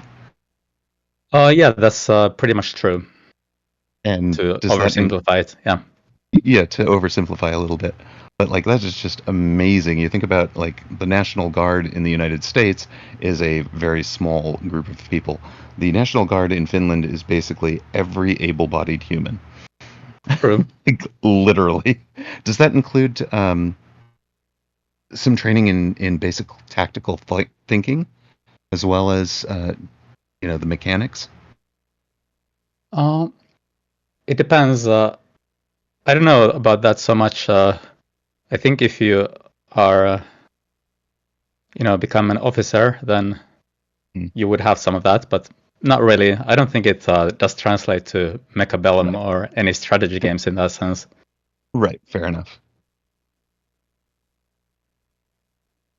Cast, I have a question for you about the game itself. So historically, you play a lot of Fort Mustang, right?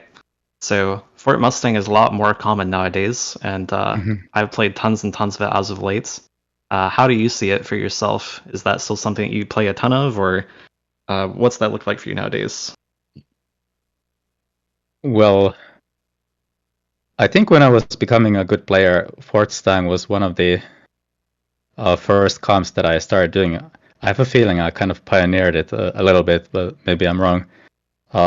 Nowadays, it's still. I'm happy that I did experiment with it way back when. It is very common actually, but I'm happy I've had experience with Fort Mustang in different metas, and it just shows that it's a staple of the game, even though it has been getting nerfs. The Fort has been getting nerfs constantly. It's really nice. Yeah, absolutely. Yeah, that's the reason I asked too, is because at least to me, you're like the OG Fort Mustang gamer. I've played so many games against you. You're playing Fort Mustang. I'm just like, Cass is about a Mustang. Here's the fortress hole. Yeah, I remember those days. Yeah, so yeah, but Fort Mustang. Meta. Yeah, Still absolutely. around. It's a very different game now, right? Like now we have elite marksman forts being played a little bit. We have range fort being super common. Things look very different than they used to. Yeah, it is definitely going into many directions. Yeah, so what do you think about Fort nowadays for you? Like, are you a elite marksman enjoyer? Are you a punch enjoyer? Fang production enthusiast? So I think that everybody has their own style, and I think it is a bit of a rock paper scissors. Like punch, I would love to run punch, but then there's someone like Apooche who has a launcher range elite or launcher range double shot, and you cannot run punch. So Right. I personally run double shot because of that. And I really hell love yeah. the fang spawn. Awesome. Sometimes just going Fort Fang, but I love it. super I love cool. the unit because there are so many ways to play it. Awesome. Well, I really hope that we get to see you click double shot fortress in this tournament. That would be so cool. Me too. Hey, thank you so much. Yeah, thanks for joining us, Cast. I think we're about to get into our next game, so we'll go ahead and get into that in just a second. Amrock, I'm got so about- hyped. We've Double got shot about for you. 90 seconds till we see this next match. Next Yes, match indeed. up is going to be Tungdill against PlayArcher. So 301 versus 401. The voice you just heard was Cast, the team captain of the 601. We will get to see him later. 501 matches are coming up. So following this one, we've got Sacco against Maitrepeters and Apooche versus Cast. Oh, is that what that translates to? Miter is major? Ah. Is that... Oh, I just heard you say Maitrepeters. Did I mishear that? I think I misspoke or Oh. we had a misheard, yes. All good, all good. Yeah, I'm curious what his name translates to. We'll have to ask him. But also, like That's Cass fair. mentioned, he is against Apooche later today, so maybe we'll see a double shot fort versus elite marksman fort like he was talking about. I didn't even realize that matchup was happening, but that's super hype.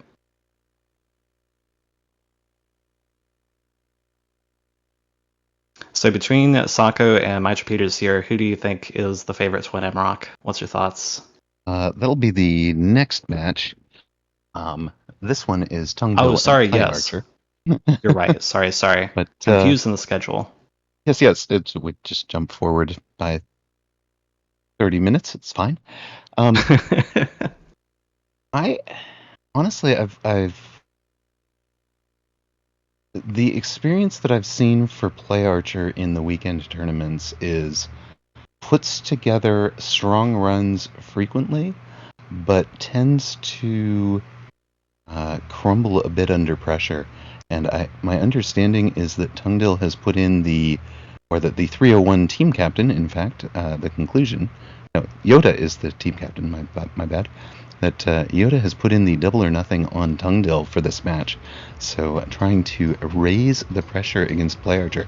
I'm wondering if that is a little bit of gamesmanship, right? And knows that PlayArcher has a little bit of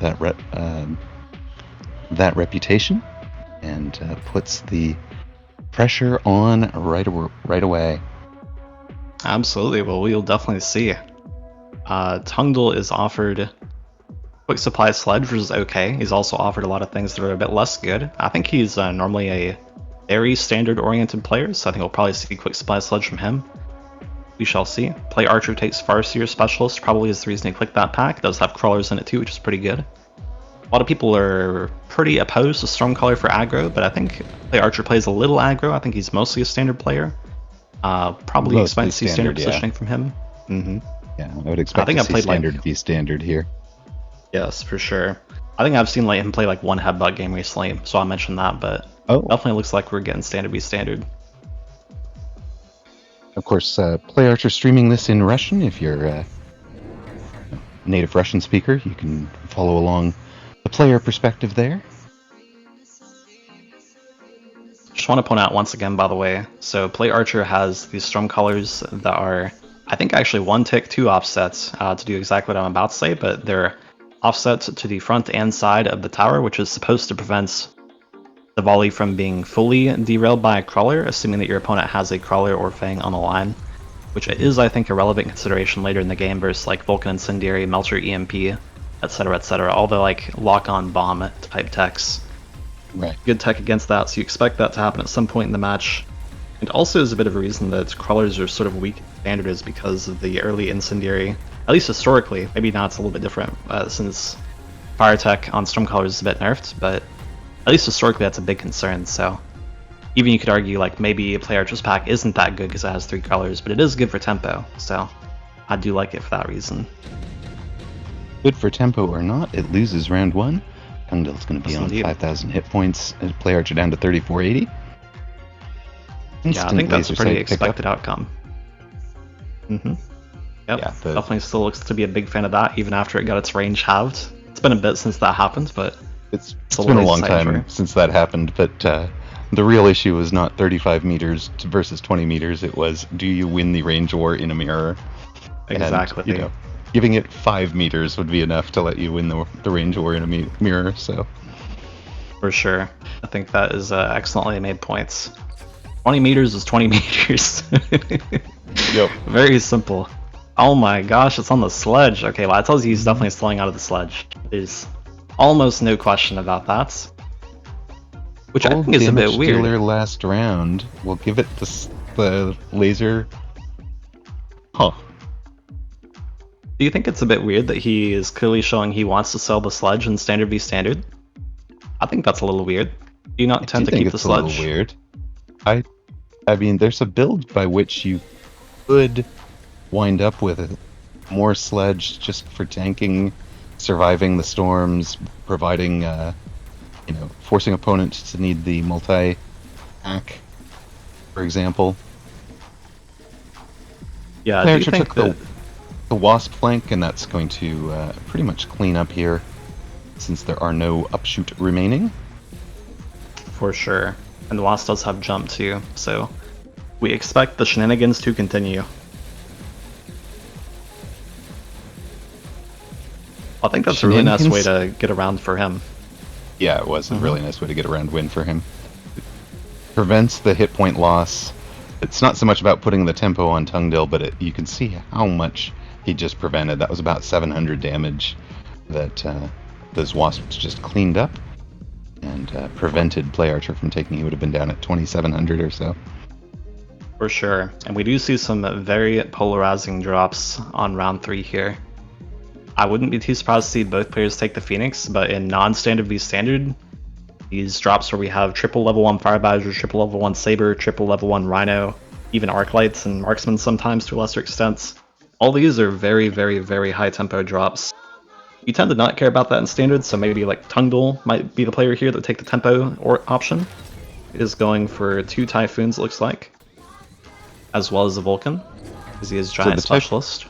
Typhoons make good sense to me in terms of they are going to counter the Wasps, and if he can keep them alive to the end of the round, they're hit point damage to keep the pressure on. So no more cheesing rounds with the Wasps. Of course, they would die to the level 3 Phoenix, which now has laser sight. So directly opposite the Vulcan with the laser sights. If anything, Tungdil telegraphed which side he was going to sell the sledge on, and therefore which side the Vulcan was going to go on, which allows PlayArcher to heavily load that side. You can see he's added the Farseer and the Fang. I'm sorry, the Farseer and the sledge on the Farseer and Phoenix on that side. Drink more coffee, Amarok. Oh yeah, I think that's a great point for sure. I think that the telegraph here is rather important because the Vulcan isn't going to be the carry in the board necessarily, but knowing that you can put your Giga Phoenix versus the Vulcan with extra range and make sure that that side isn't truly suffering as much of a disadvantage versus the laser sight Vulcan is, I think, a definitely non-trivial advantage to be gaining here. And that is, as you said, only possible and not a coin flip due to Tungdil telegraphing what side he's going to sell first, laser sight. So I think that is a great insight to what's happened here. It is no longer chance. We can be almost certain that is going to be the side the Vulcan will come down on this round. And we very, very strongly suspect that will be the case because Tungdil is giant spec. And as we were discussing last round, we expect the cell to come through because we don't think he's going to commit to the sledge since he has put the laser sight on it. Right. Also, you get to see a bit of the Farseer tempo this round. Always looks really good somehow on round 3, and then just like falls off a cliff afterwards. Well, there's no way to increase the DPS, right? Other than leveling it. Yeah. I mean, it is in a way not strange, but it does seem a bit weird at times, like how strong that unit looks on 3, and then it just disappears off the map instantly. Actually, I guess mostly it's just the supply injection. I'm actually wondering if there's a play there involving advanced offensive tactics and a Farseer commit. Get their DPS up enough, and yeah, I mean it's sort of similar to a Mustang in that regard, right? Like you can sort of scale it with multiple copies of that, or even just 1 copy plus 2 levels of tower buff. But I think unlike a Mustang, Farseer is just I don't know, it just isn't consistent enough. It's not really anti-missilable, technically, as long as you have enough of them. But as you mentioned, it doesn't really have a way to scale its DPS at all. It doesn't even have an armor-piercing bullets tech like Mustang does, so it's just quite far behind the game. That's why the advanced offensive tactics stood out to me as a possibility. If you were going to commit into the Farseer, it doesn't look like PlayArcher is.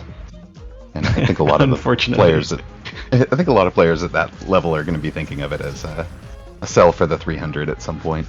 PlayArcher, I've noticed, does not tend to unlock the sell button. Often we'll just throw down a unit and let it be on the board at untacked and just let it do its thing. Yeah, there's definitely a lot of thinking in 501 at least that sell button is big minus tempo, and that minus tempo is a very bad thing. So if we do tend to see PlayArcher not unlocking the sell button very frequently, that probably tells you that he feels the tempo is super important and that he likes that sort of like playstyle or win condition or game plan, whatever you want to call it, as a player quite a lot.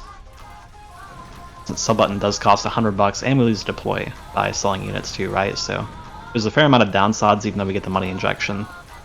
But also in standard specifically, I think there's a lot of thinking that the units that aren't Vulcan or Marksman or Stormcaller or Chaff deploys don't matter. So the sell button is totally fine, which Right. I am inclined to agree with. But Personally. here, it's 300 hit points on the damage on the bar, right? Just by Yeah, surviving absolutely. the round, it's got length, it's got the round, so he can put some tempo pressure on from standard with that kind of Absolutely. unit. And speaking of no- tempo pressure, we've taken level 2 Sandworm on both sides. Well then, Very interesting.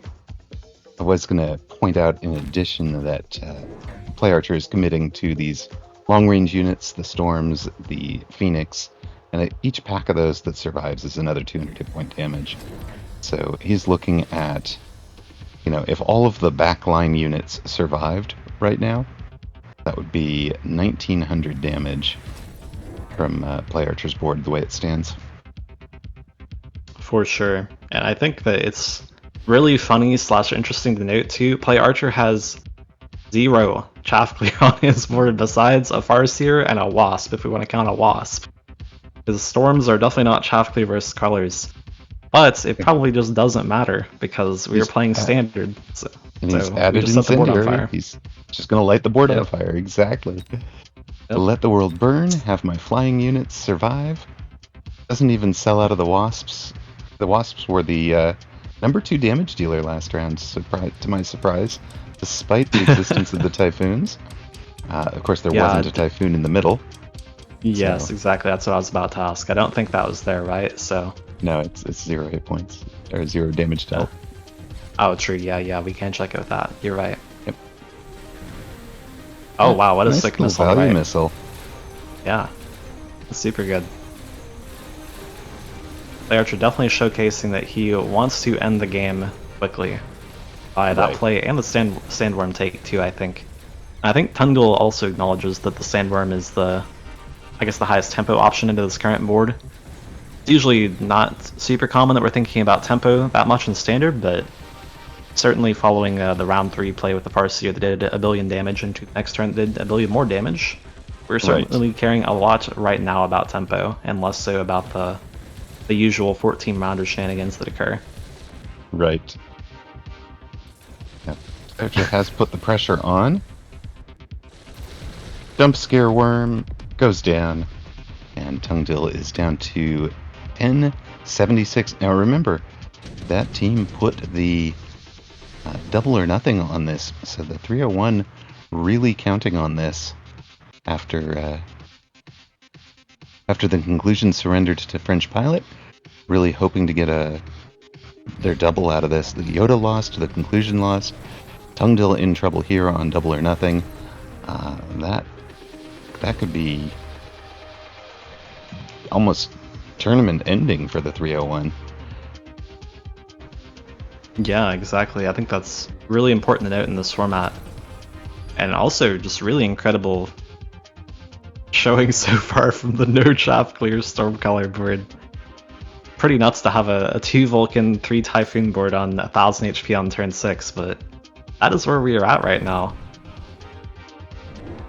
And definitely in no small part due to the oil earlier in the rounds, or earlier in the game, I believe on turn 4 it was, that was offered cards that deleted all the chaff that's on the right side here from Tungdil. I think it even killed this middle crawler that's in the very back. It killed like 2.5 packs of crawlers and I think maybe even the storms on the right side, and that contributed a lot to the damage then.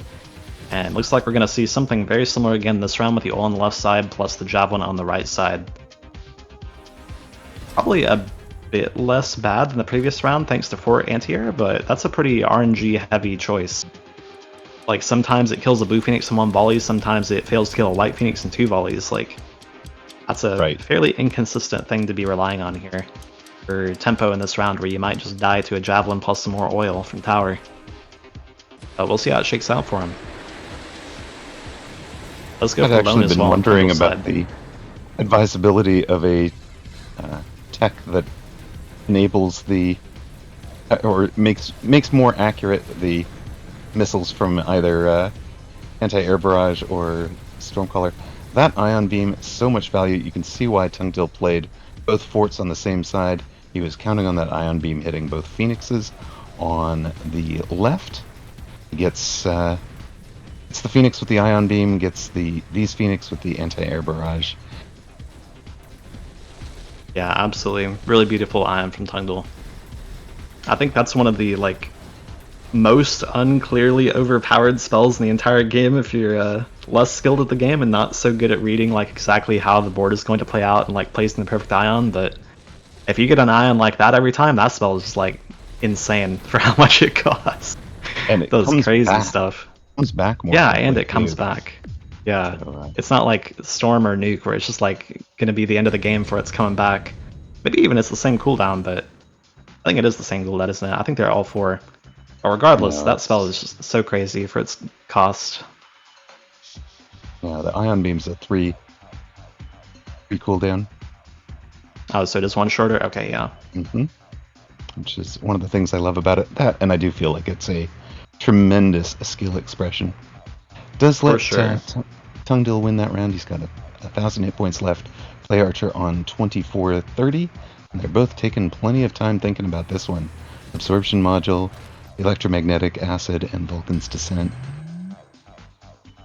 PlayArcher Yeah, with honestly, the a bit surprised to see him skip there because, let's see, does Tungdal have Barrier? Some people don't have Barrier, which I think is heretical personally, to not have Barrier on Fort, but he does indeed have Barrier, which is probably the reason PlayArcher chooses to skip the EMP there. I guess he's probably saying that he thinks that Tungdal must, for sure, click Bubble this turn on his fortresses, which I think is a totally reasonable thing to do. But it's very But he possible that does Tungdal not. says, He yes, has not just- yet. No, Right. he's spent through. He can't unless he sells the Sandworm. Yeah, he might be selling the worm. That would give him enough supply. Oh, he sold something else, Or- so he definitely cannot get Bubble. So here's the thing, if you're PlayArcher, Tungdal here, if you're it's, Tungdal, you may just not care about the possibility of that, right? You might just buy some bubbles, because the bubble on the fort does cost 700 bucks. Or you could even say that you think your spot sucks, and that in order to win the game, you have to not play around it. For Tungdal, this is the worst possible. He picked up a Missile Interceptor War Factory that winds up in the EMP, and... sorry, for PlayArcher, it's the worst possible. So it winds up in the EMP. He was counting on the Missile Interception to protect the Phoenix, and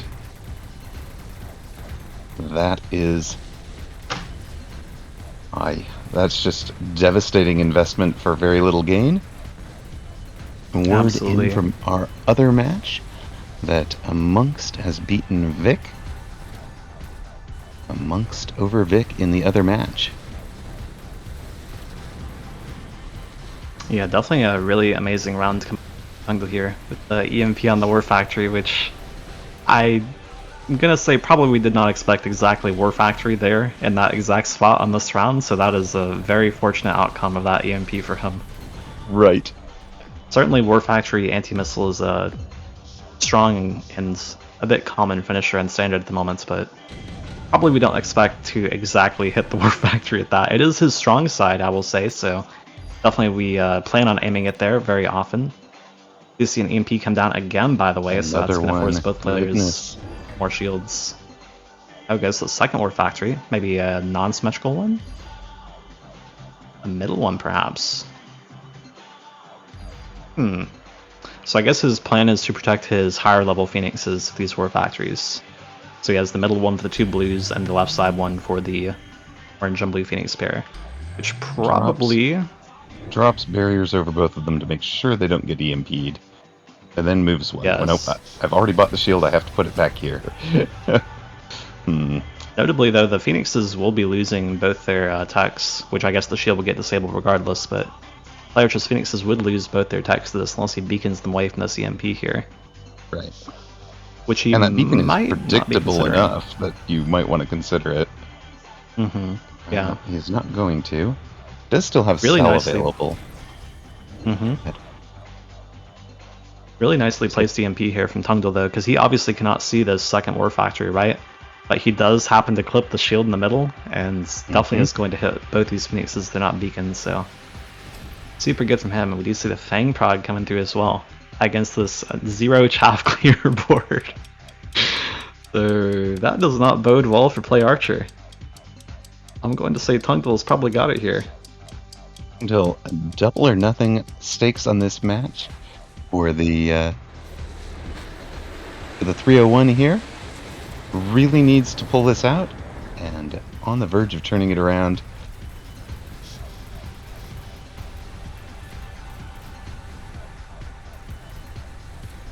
The oil on the right side is quite brutal, though. I guess there isn't really any damage on the right side, though, so that is really good for Tungdil. Factories versus sports is always very volatile.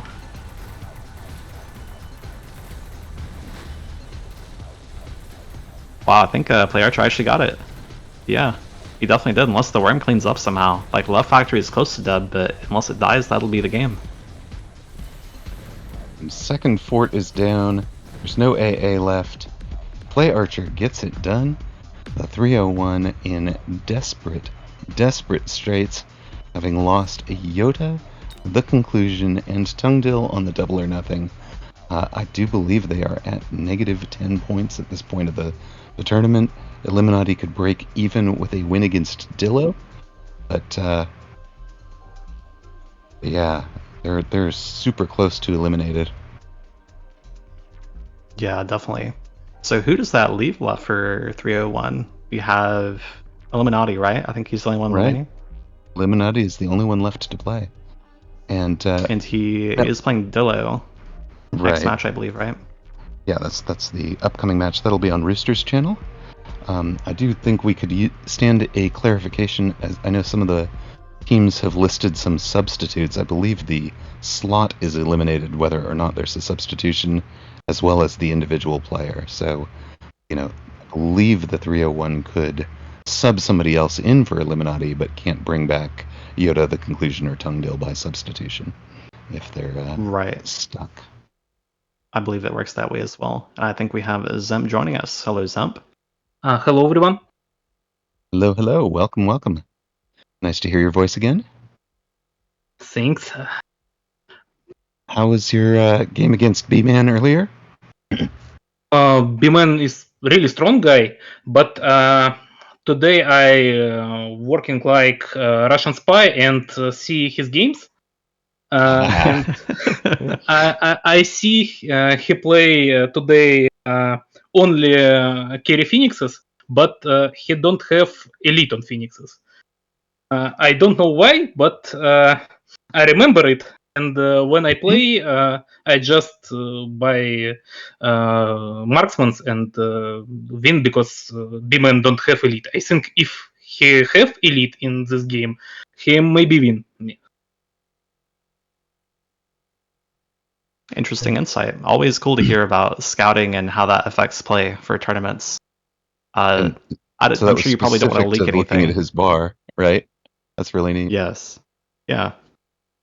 I'm sure you don't want to leak anything else, but how does that affect your play in general? Not asking for specifics of what else you've seen that you're trying to play around, but how do you think that affects your play going into a match versus Bman or versus someone else later in the tournament?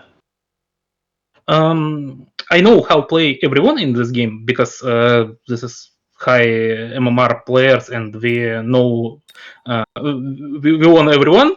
But I think all players have different styles, and in this new patch, I don't know how play everyone.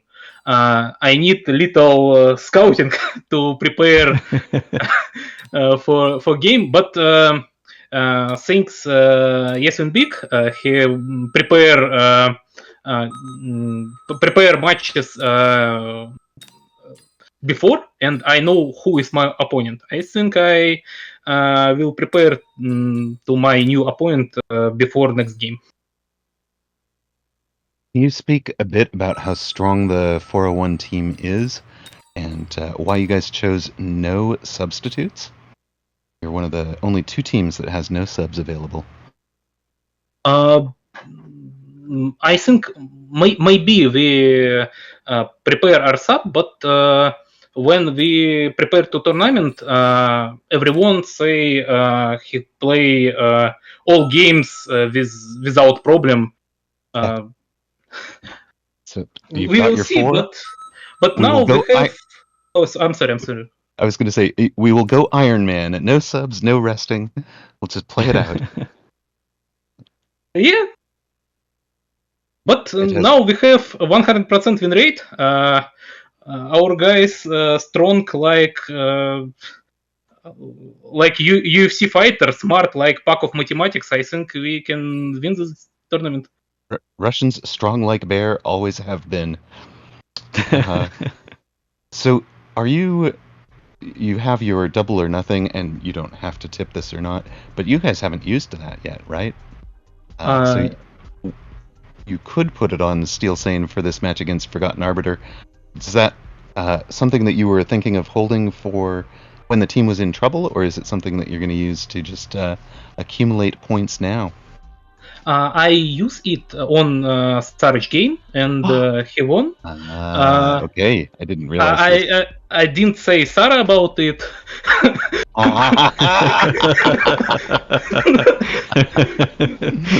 So how did Sarah feel about that after the fact? Yeah, after him and I say it, he have very close game versus Boiler. I think it's a good choice to don't say Sarah about it. Right. and Tungdil played the double or nothing against PlayArcher, so 301 are in a lot of trouble. You guys will be on 40 points already, and with a nobody knocked out, you'll be. I mean, even if Steel Sane loses, you'll be on 35 with all of your players back. So that's a very, very strong position. What are you looking to achieve? In let's say the second set of matches. Is there anything that you're looking to achieve? We will try. We preparing coaching room in Discord. We all sit in room and speak. I think we can help still for win this. We have different styles. We have Sarich who know how to play aggro. I think Arbiter is one of the best aggro players. We have different sides. I give. I can help with defense. Sarah will help with aggro. I think we have many chances to beat Arbiter, and still very great player. I think we can end this day undefeated. Steel Sane did tell me that his goal is to be the best defensive player. So putting him up against one of the best aggro players of all time is certainly a way to showcase that. It'll be a fascinating match available on Rooster's channel in about half an hour. For sure. And that brings me to a question that I wanted to ask you, Dzemp, about 401. A lot of you guys have defense or standard as your preferred style. I think Sarah is the only one of you that really likes playing aggro. Do you have any quick words to share with us about what you think that means to you guys in this tournament? I want to say thanks Bearlike for last patch, because now we got standard meta after Typhoon and bots nerf. I think we are hard team for prepare because we have one of the best aggro player. We have good standard players. It's hard to preparing to defeat us. I think it's this is our strong side. We have many different styles, not like 2-of-1 players who all play standard, or 5-of-1 players who all play aggro. I think our different styles is our strong side.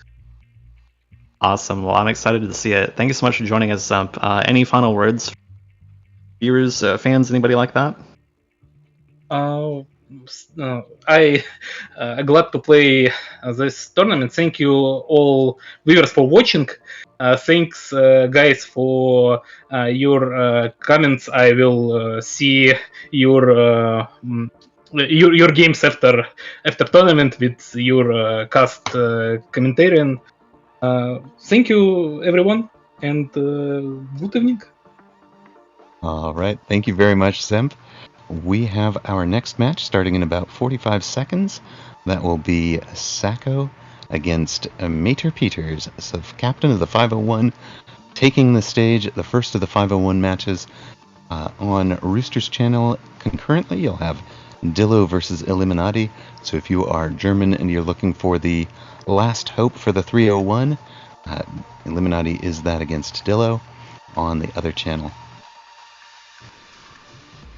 Absolutely, and I'm super excited to see this match because I've watched Sako play many a game, so it's cool to get to cast tournament game.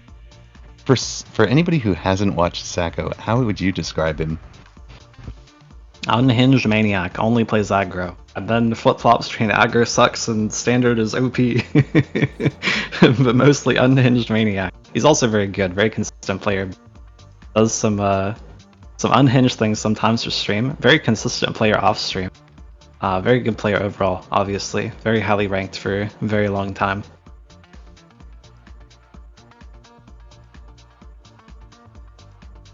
Would you say that is accurate, Amrock, or do you have a different picture of Sako?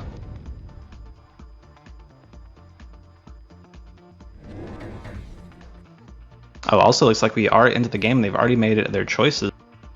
Looks like we have Farsia Specialist from Maitrepeters, and I believe it was Quick Supply from Sako. Sako's on the Steel Ball Crawler opener, and Maitrepeters on Farsier. Farsier Arc Sledge at that second round of Arc Sledge we see today. I do like the hit points. I am confused. Oh, it's Farsier. Okay, that's why the 4500. I got myself confused for a moment. Sako, the Quick Supply Specialist with Steel Ball and Crawler, coming out aggro as expected. Maitrepeters with this perfect pull. He expects Sako to be aggro. It doesn't know which side the aggro is coming from, and basically wants to force Sako to use a mobile beacon if he's going to get to a tower. That's what this formation is about. I think that's an important point to make, and also a distinct downside of this formation from others is that it is so vulnerable to being beaconed. You do not have anything at all stopping the ball tower on turn 1. Obviously you can fix that on turn 2, and it's even the drop occurs on turn 2, and that helps you to solve that, which is, but it does leave you with no solution to your opponent's next play off the bat, at the benefits of helping you to fairly consistently take round 1. I would say it's pretty hard to lose this as the Arc Sledge here, I think.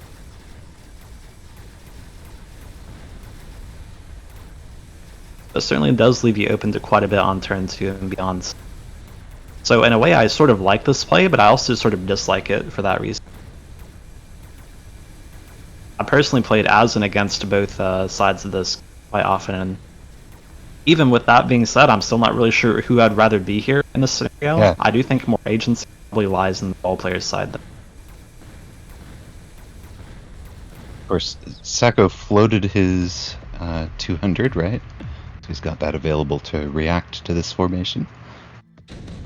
Yes, indeed. Very important to note for turn 1. So that probably tells you that he wants to go perhaps Wraith on turn 2, or that he just wants to stay flexible and believes he probably will not win round 1 no matter what he buys, so perhaps waiting to play it around the drop, which he does take the Tarantula of. Oh my gosh, he unlocked the sell button.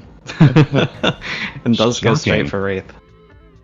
Yeah, it's really funny seeing him do that, because Sako always talks so much about how much he hates the button as aggro.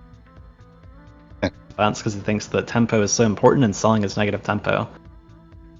And also about how you shouldn't buy a Tarantula, so it's funny to both see him unlock the sell button and buy a Tarantula, but of course it's to sell it, so. Brilliant. I do expect him to unlock the mobile beacon. And Sako is one of those players that I think of as deadly with a mobile beacon. No, he's going to skip it and take a second Wraith. So. Yeah, I think the Wraith is a good choice here, because getting the Wraith on the board to start snowballing XP is important, and the beacon is cool, right? It might get you the tower earlier, but I'm not sure much, but probably the snowballing isn't that too important either at this point in the match.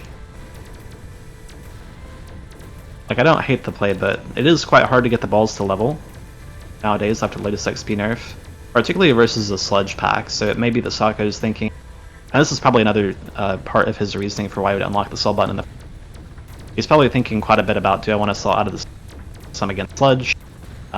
Is it even worth trying to snowball them with the beacon play and getting a bunch of tempo and whatnot? So maybe he just is saying with this play that he does not think that's important and that's getting place on the board, and using the money and XP that way is a better source of ways to win the match.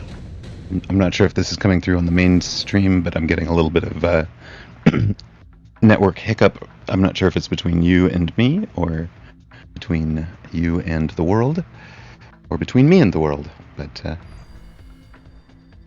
just to let you know, you're breaking up a little bit on my view, my hearing of it. Okay, perfect. You sound fine.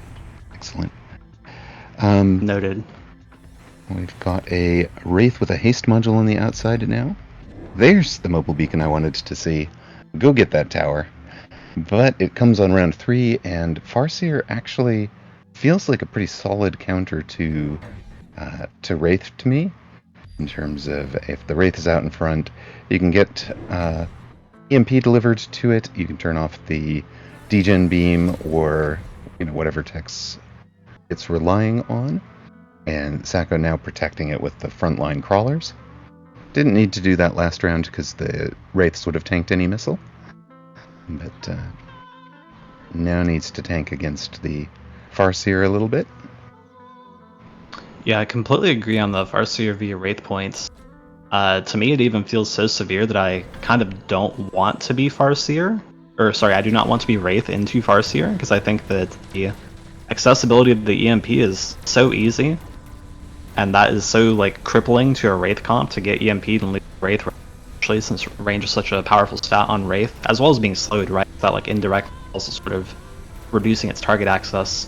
I think that's such a severe problem that I don't even want to be Wraith in this match here, so it's interesting seeing Sako going for it, knowing for sure his opponent will have Farseer. Right, it's guaranteed because Maitrepeters is the Farseer specialist. Yeesh. Maitrepeters wins round 3 with the double Farseer. So how is Sako going to answer that? Well, I would think that the typical answer previous patch... Oh god.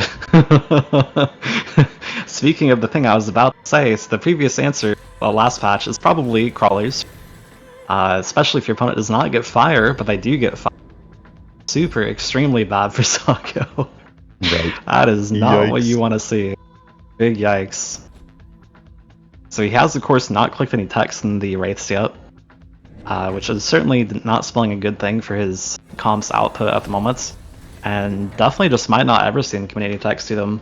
I really don't know how to play this line here. On the one hand, like, Loose Crawler is good versus Arclight and Sledgehammer. They have less than Flash number as far as more for, like, what tends to be good and not be good versus them. So in a way it's good, right? But they still get deleted by fire or oil. And in particular, air units are hard to chaff for against oil because they aren't slowed by the oil, right? A low range unit like Wraith definitely is likely to still get EMP'd if you're getting oiled. And on top of that, also, of course, Loose Crawler does now reduce the HP of the crawlers, even them for units that apply their damage in like a granular way, I guess we could say, like Mustang. Right, So Mustang, that, Fang, etc. Yeah, that puts Sako in a really weird. I think, like, if I'm Sako here, I think I'm screwed, like really, really badly screwed because of Farseer Specialist in particular, but also due to this fire. So I do not like his spot here at all, and the HP reflects that. Yep, 1,200 hit points left for Sako. This is a bit reminiscent of that conclusion game we saw earlier. Kind of feels like, yeah, the super hyper tempo at the moment. Efficient tech research is the pick for Maitrepeters. Sako with the quick skip, I believe. Oh, actually, no, it's the... Was it the portable shield on the Wraith?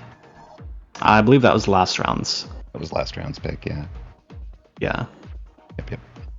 You know, it's a bit surprising that like the only way currently to see like items and spells picked is to like go to the prediction screen and hover them. It's kind of weird that we can't see like that in the UI somehow without clicking that button. Especially weird because it is in the 2v2. You can mouse over the exactly opponent's partner and see what they have, or your partner and see what they've taken, but you can't get it off of your opponent directly. Yep. So I expect to see from Maitrepeters here probably like at least missile. You could even just missile off every color if you want to and build one more far. Probably if you're Maitrepeters here, you're thinking like, how can I lose from this spot? Or how can I like most reliably win? And here's the most reliable way to win. Do the drive-by beacon on both towers, but I believe that they are fortified, so it'll take a bit to go through, and this missile will clean up all the wasps left, so it'll only be one.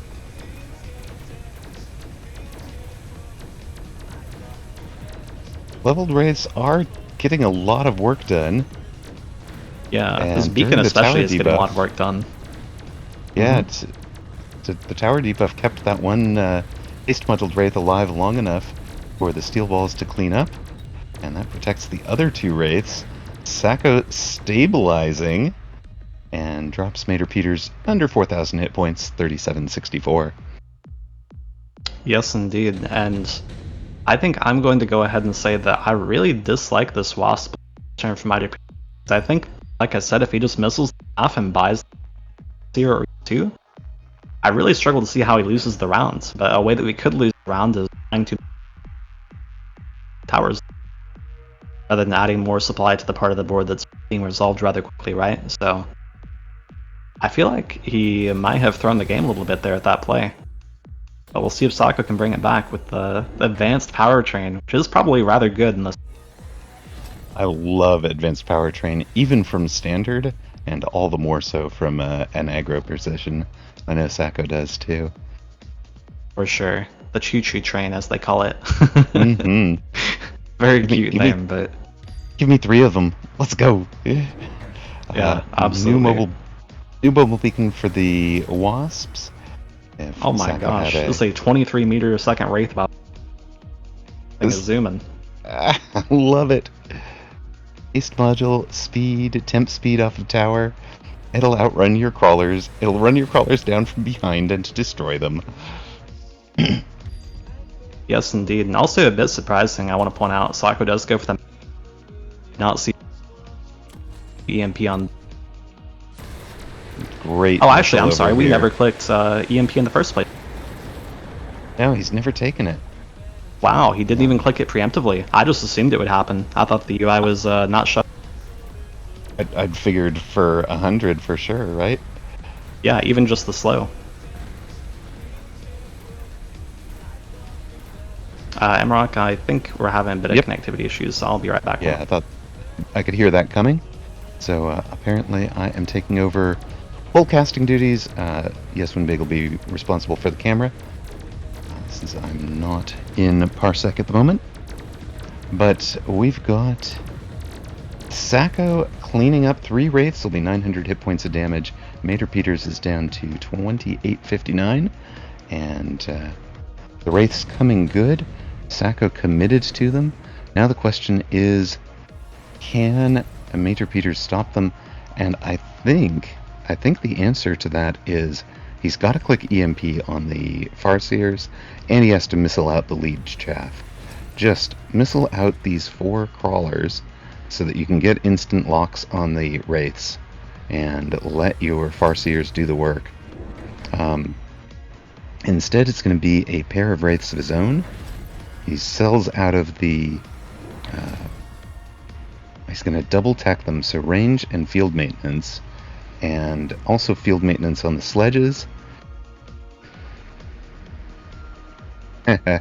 Sako has taken the level 6 Rhino as well, but instead of selling it, takes armor on it, and this thing has 173,000 hit points, and will be charging at tower from the far side, while you get kind of crossing mobile beacons here with wasps for Maitrepeters are going to run right underneath that, off towards the level 2 tower. There's going to be a underground threat on that far left side, with the underground showing up where the steel balls and Wraith are. The Wraith is in the mobile beacon. It will shoot backwards for a little bit at those crawlers, but then it's going to leave them alone.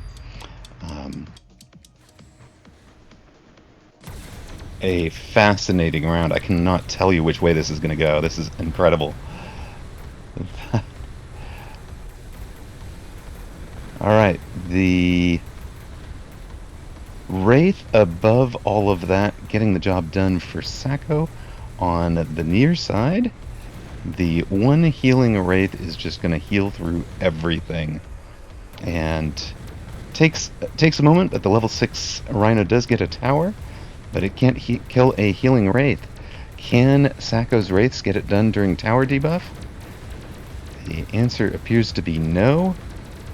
Even a level 3 Wraith not able to get through this healing, and that's a great choice. A great choice from Maitrepeters. The Frenchman gets the... Goodness, it's going to take forever to kill a level 6 Rhino. Getting tower debuff from one Wraith helps. It's going to be 600 hit points of damage and drop Sacco to 605. And I'll have to answer the Wraiths this round. Hello, I believe I am back, and I believe I've come back to a Wraith Mirror now. You have come back to a Wraith Mirror with range and healing. Interesting. And I do not think that I have camera control anymore, so I'll leave that up to production moments. Well, that is super strange. Looks like Sacco takes the round again, though. The back of no anti... I think. No, sorry. Peters is taking that. These are Peters' Wraiths. Yeah, Peters took the round because with the healing Wraiths. Yes. There was no anti-air surviving for Sacco. This mobile beacon is really interesting, coming a long way around to try and come to the opposite side tower, and dropping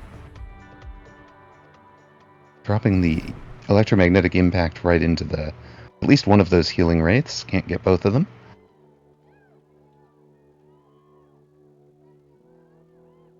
Yes, indeed. It looks like this EMP is being dropped on Sacco's right side as well. It's a bit hard to tell. Yeah, that is that.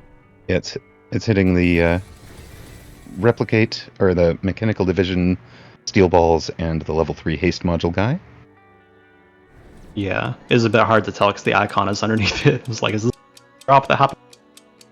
There is an instant lock EMP bird for Phoenix. Yeah, that was a great play. This level 1 Phoenix with the instant lock. The Wraiths come over to protect them. It gets the job done. The other one has already been EMP'd. So Sacco, great positioning from those Phoenix. Goes triple Phoenix with range and EMP to turn off the key carry techs. Maitrepeters still has not taken the cheap EMP off the Farseer. Yeah, absolutely. Great play from Sacco. Yeah, oftentimes when you're playing a high-level match like this, wondering, does my opponent see this opening that I see right here? Is this something that's actually exploitable, or is this something that's just going to get filled immediately? But chooses to go for it and does get the reward. Gets the insta EMP on that Wraith and looks really good for him this round.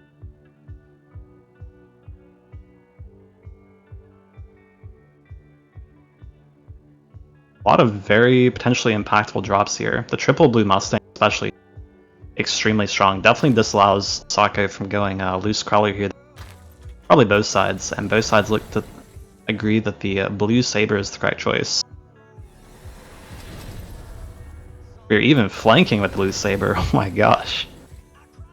On both sides, wow. Alright. I'm so surprised to see too that we still have never clicked this free EMP. Like, at this point it makes a bit less sense because we've had 6 rounds now, I think, that we could have had the free EMP that would have been beneficial to the race. I guess that is Maitrepeters telling us that he does not think the EMP is impactful. The increase in the cost of the text is too big of a downside. Clicking that button.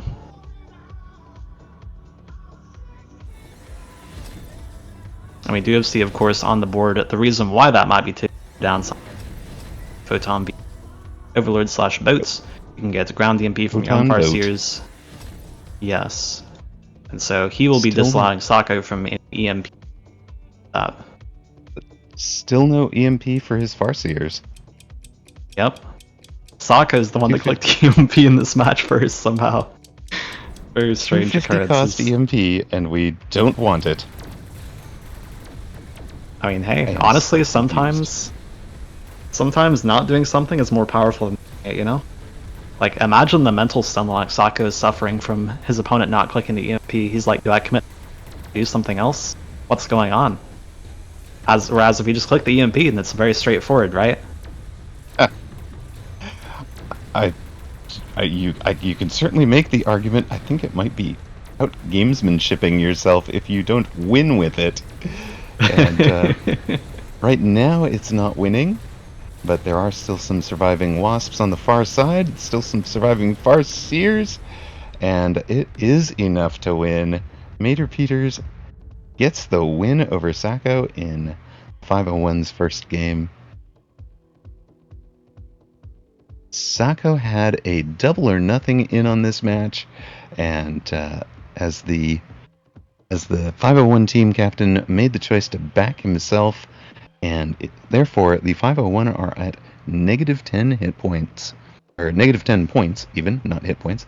So Sako eliminated, needs Dillo, Apooche, and Forgotten Arbiter to get some wins to get them back up to positive and be able to reincarnate himself. Obviously, if they go 2-1, the team will be on 0 points, and Sako won't be able to revive himself. So, Wait, actually, can you have negative points? I don't know if that's a thing. I mean, otherwise. Okay. They start with 100 Team points. started with I 100 see. points, so you can always revive people. 301 are not in as much danger as I thought they were. 501 definitely in indeed. no danger. It's all I about guess, getting your score up. I don't know if they're allowed to revive like midday though. Like if I forget who. I guess Illuminati. If Illuminati loses, they might be fully eliminated potentially.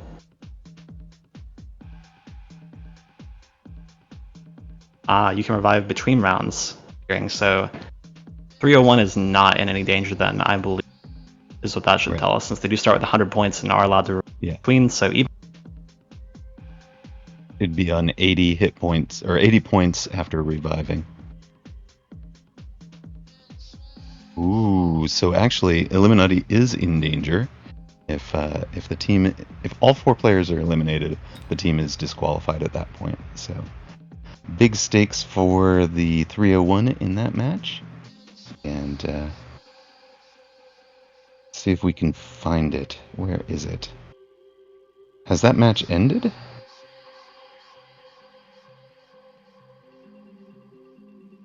it should be live on Rooster's channel right now.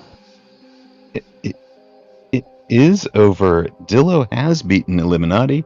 The 301 are the first team eliminated. Wow, honestly, that is really surprising. I felt like the 301 roster is very strong. So to see them all be eliminated on day one is... Jota, the Conclusion, Tungdill, and Illuminati all losing on round 1. That is a shock. Yes, indeed. That's the question we should have asked Jota when we had the chance. It's like, is there any chance a team gets eliminated on round 1? Well, to be fair, I think we interviewed Jota after the very first match, so... It's true. It's true. We weren't thinking about elimination at that point. Yes. Wow, well that's a really big shocker, honestly. Sad to see them all go. I was excited to cast some more Jota games, and honestly, all of them. They're all great players, so... I do wonder what that spells for our following days. See more matches from, like, individual players and teams than we would otherwise, but not sure. Either way, though, well played to the teams that beat them. So I believe our next match is between Apooche and Cast then, right? Yes, we will have Apooche and Cast as the final. A match of our day. This is going to be the final match of round 1. Concurrent to that will be the Forgotten Arbiter Steel Sane match. At 401 trying to go 4-0 for the day with that one. Yes, indeed. Best of luck to them in that. I'm a bit sad we don't get to see the Arbiter Steel same match. That would definitely be an interesting one to watch. I expect it might actually be a standard v standard, but someone can let me know if I'm right or wrong on that one. I was practicing some standard yesterday in preparation for this match, so either way though, I really hope that we get to see a fort mirror between Apooche and Cast. That would be so cool. I would love to see if Cast still has a double shot on the bar once we get in game as well, if we see a Fortress. I think he is probably the only high level ladder that is currently running a double shot on their main accounts. I am technically running double shot on my alt account right now. Yeah, technically.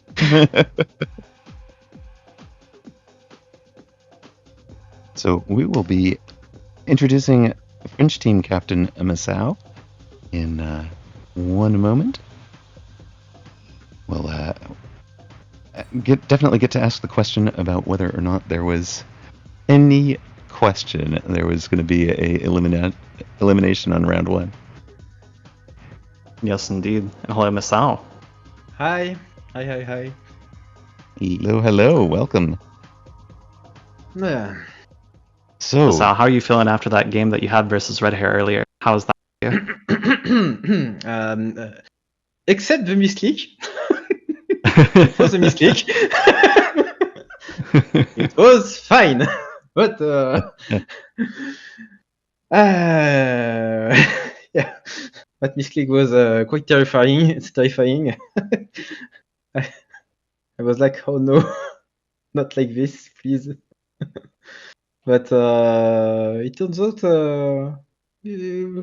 Rife and Saber could do the job, so it was good. Good. And overall for our team, we did not expect to go on 3-1 for the first week, because technically, if we look at our MMR, we are just lower overall, but we did good. Really good. Yeah, absolutely. Congratulations on the win so far. 301 is quite high MMR, and they've actually been fully eliminated, I believe. Y'all are doing great. Eliminated. Oh no, he played. Oh, he just played. Yeah. Okay. Yeah, he played Jota, Dillo and lost. Conclusion, Tungdil, and Illuminati all lose. And according to match director, that does mean the team is disqualified. Oh. I don't know. Yeah. high stakes in your last match. So Did you think there was Masao, Did you think there was any chance that there would be a team eliminated on day 1, or were you pretty confident everybody would make it through? To be fair, I wouldn't have been surprised if we were being an eliminated team, because when I look at the matchup, Sako, Conclusion, and Red Air, really hard for us. Technically, the easiest matchup would have been Vic against Mungst, but it's the one we lost. So overall, we are quite impressed with our performance. You guys yeah, have sounds like you're performed- really happy to be doing so good so far. Big congrats on that. Yeah, team have performed very well. I have a question for you. Is French Pilot actually German? Yes, that is on 101 server for quite a long time now.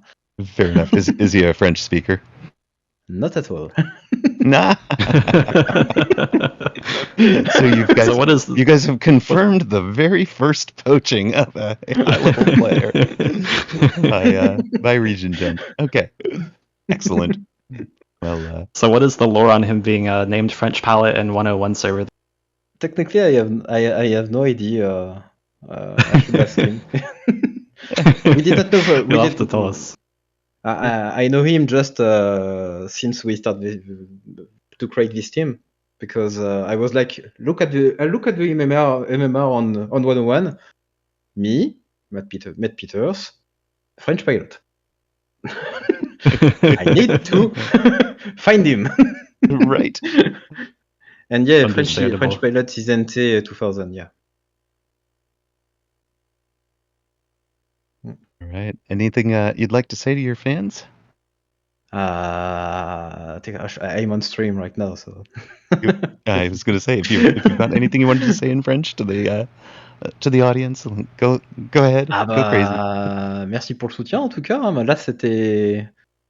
Franchement, aujourd'hui, c'était exceptionnel. Hein. Je ne m'attendais pas à ce qu'on gagne autant de parties. C'était très très bien. Parfait. Génial. Puis on a eu un bon travail d'équipe en plus. Donc, cool. Done. Right. Thank you very much. Really appreciate you taking the time out of your day to join us. Congratulations on the team going 3-1 today. Did you guys win your double or nothing, or did you pocket it? We pocket it. Yeah. I think we can discard it or no? Yeah, I think you No. had to fold it. I believe but so. yeah. Because I think we just wanted to fold it. We just want to fold it.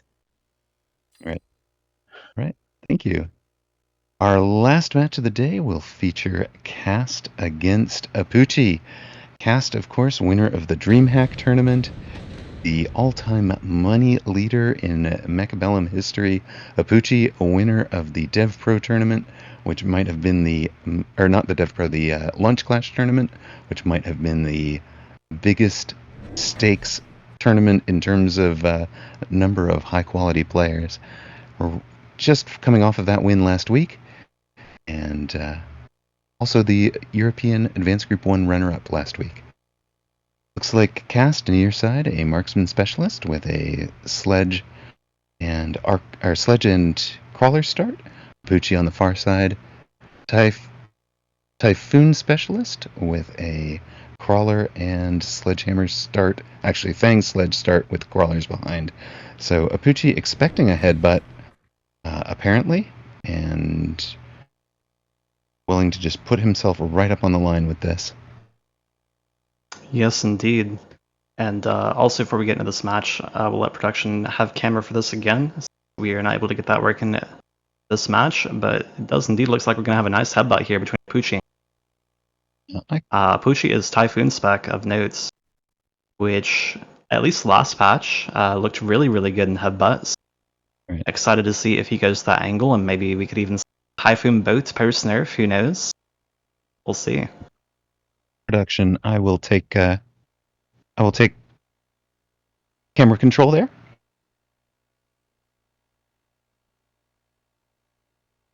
Also worth pointing out that there is only one Fang on the side of Cast, and there's 3 for Apooche. Probably, unless the aggro happens to shake out in an unfavorable way, probably the side with more crawlers will be winning round 1. Sledge notoriously bad at the chaff clear. Right. And there should not be any tower shenanigans, so one would expect the crawlers will win. Sometimes Fangs surprise you, though. I think they're kind of surprising me right now. There's 8 sledges versus 9, but there's a bunch of Fangs left. It's pretty much a wash, regardless, but always a bit surprising to see the Fang chaff boards actually manage to come out on top versus crawlers.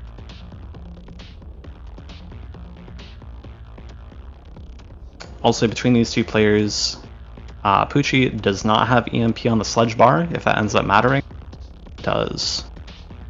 Both players have the pretty typical utility-ish sledgehammer bar going. Unit drop round with Phoenix, Arclight, Marksman, and Mustang.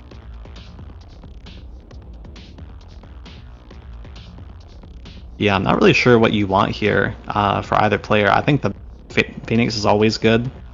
Marksman's certainly less desirable than it, particularly in an asymmetrical headbutts type of game. Flying Bird, higher speed, both tend to be good attributes as compared to Marksman. Arclights are okay here for both players. They can both use chaff clear. I think probably we'll expect to see the Bird being taken from both sides. Mustang is always an option if you're a Mustang enthusiast. Mustang does tend to get picked quite often right now from a drop, even though. And both boards have very low DPS, so I think either choice is fine there. Cast does choose to go for the Arclights since he wants to augment his chaff clear for Orange Man / a Marksman Specialist. I'm so fond of the name Orange Man, even though it sounds ridiculous, but It does sound ridiculous, but it's the colloquial name for it. yes, indeed. So if you're a newer player, you don't know what Orange Man is, that is Marksman Specialist Marksman. That is what everyone's called that guy since, I don't know,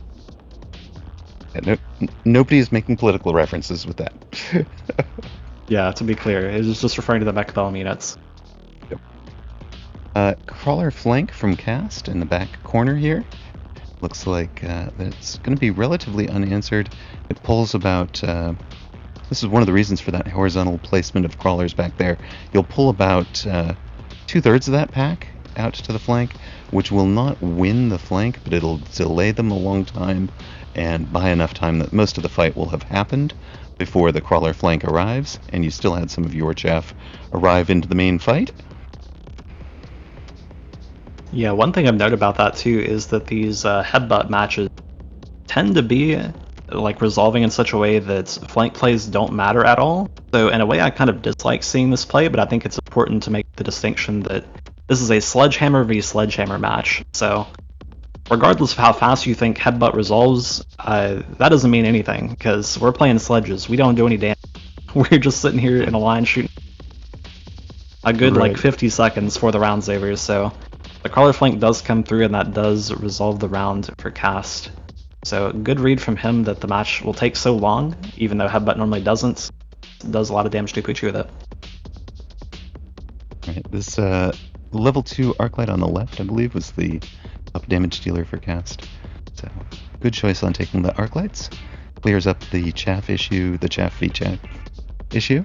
Apooche, a quick improved firepower control. And let's put it onto his Typhoon. Yeah, he's the Typhoon specialist. Typhoon's basically like a Mustang. Mustang shoots every 0.4 seconds. Typhoon shoots even faster.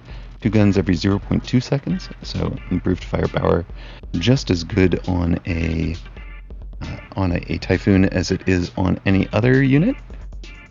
He's going to buy a second Typhoon. Are you putting that on the flank? Okay. So if the flank gets any better. And it looks like cast goes to the underground threat in the top left. Yeah. Yep. So interestingly, that item drop, by the way, remember how I mentioned the Mustang is fine to take last round? That's why the Mustang is fine to take. Because the EV of the play is really, really, really good if you get a damage item offered. If you just never ever see one, it's not very good. Even so, it's still a Mustang, right? So it's fine. But if you do get a damage item offered and you do take that blue Mustang that turn, and even like levels Arclights or perhaps Orange Man or something to level 3 and gets the item, then you've suddenly just like won the game essentially. You have one side that just cannot be stopped. You get staying down your whole. So that is why I think last turn that it was okay to take that Mustang. I do still agree. Take like more tempo oriented options since we do not have the item beforehand. Right. But that was the potential payoff that we saw out here. And by EV, you're talking about expected value, right? Yes. Yes, because you do think that the Mustang probably is a very low tempo choice item, then you have a massive payoff. Yep. And Mechabellum is a relatively high variance game. Important. Yes. Which is very easy to do. I was going to say, one of the things you can do with a high variance game is play the odds in such a way that you're giving yourself the opportunity to get lucky. If that makes sense. Yeah, for sure. And for Apooche, he did that by taking the Typhoon Specialist to begin with. And it's paying off this round with the high value Typhoon, getting him through and leaving cast on 3240. Apooche's on 3388. We see some very interesting choices here for both players. Oh, we did not like the choices. We did not like Assault Scorpion. Feels bad. I thought we might get to see a Scorpion Typhoon game. That would have been entertaining. Instead, we have Speed, Advanced Power System, to try and get, looks like it'll be flank protection Typhoons to try and get those back into the game. So Apooche does not seem to care about the barrier nerf. Just going to commit further to the Typhoon. Yeah, I think the important thing about Typhoon is that the barrier is really strong in the previous patch, but the Typhoon as a unit and as item holder, which is a very important like attribute for the unit to have, being strong. Like all the attributes of the Typhoon independent of the barrier are perhaps his weakest attribute is having 5-meter splash, but given that we Right. nerfed Loose Crawler in a way that Typhoon benefits from this patch, it's actually not even really a weakness anymore. I think that a same level Typhoon clears a Crawler in 1 less than previous patch, or Loose Crawler, which is of course extremely ubiquitous last patch. Right. For cast, it's sell 1 sledge, add fort, and fort will do, in theory, will do some of what Typhoon does better in terms of hit point tanking and barrier provision. But and then we're just going to rely on the Mustangs and Arc Lights as the chaff and crawler clear. For Apooche, the big click was replicate. So if he gets a crawler v crawler under the guns of one of the Typhoons, it just wins. His crawlers win because the other crawlers are depleted. And I love the way that he positioned this far left Typhoon to split so that one went back to protect the flank, the other one came forward to get engaged. It's really perfect positioning, really well studied positioning from Apooche. He knew exactly how that was going to split.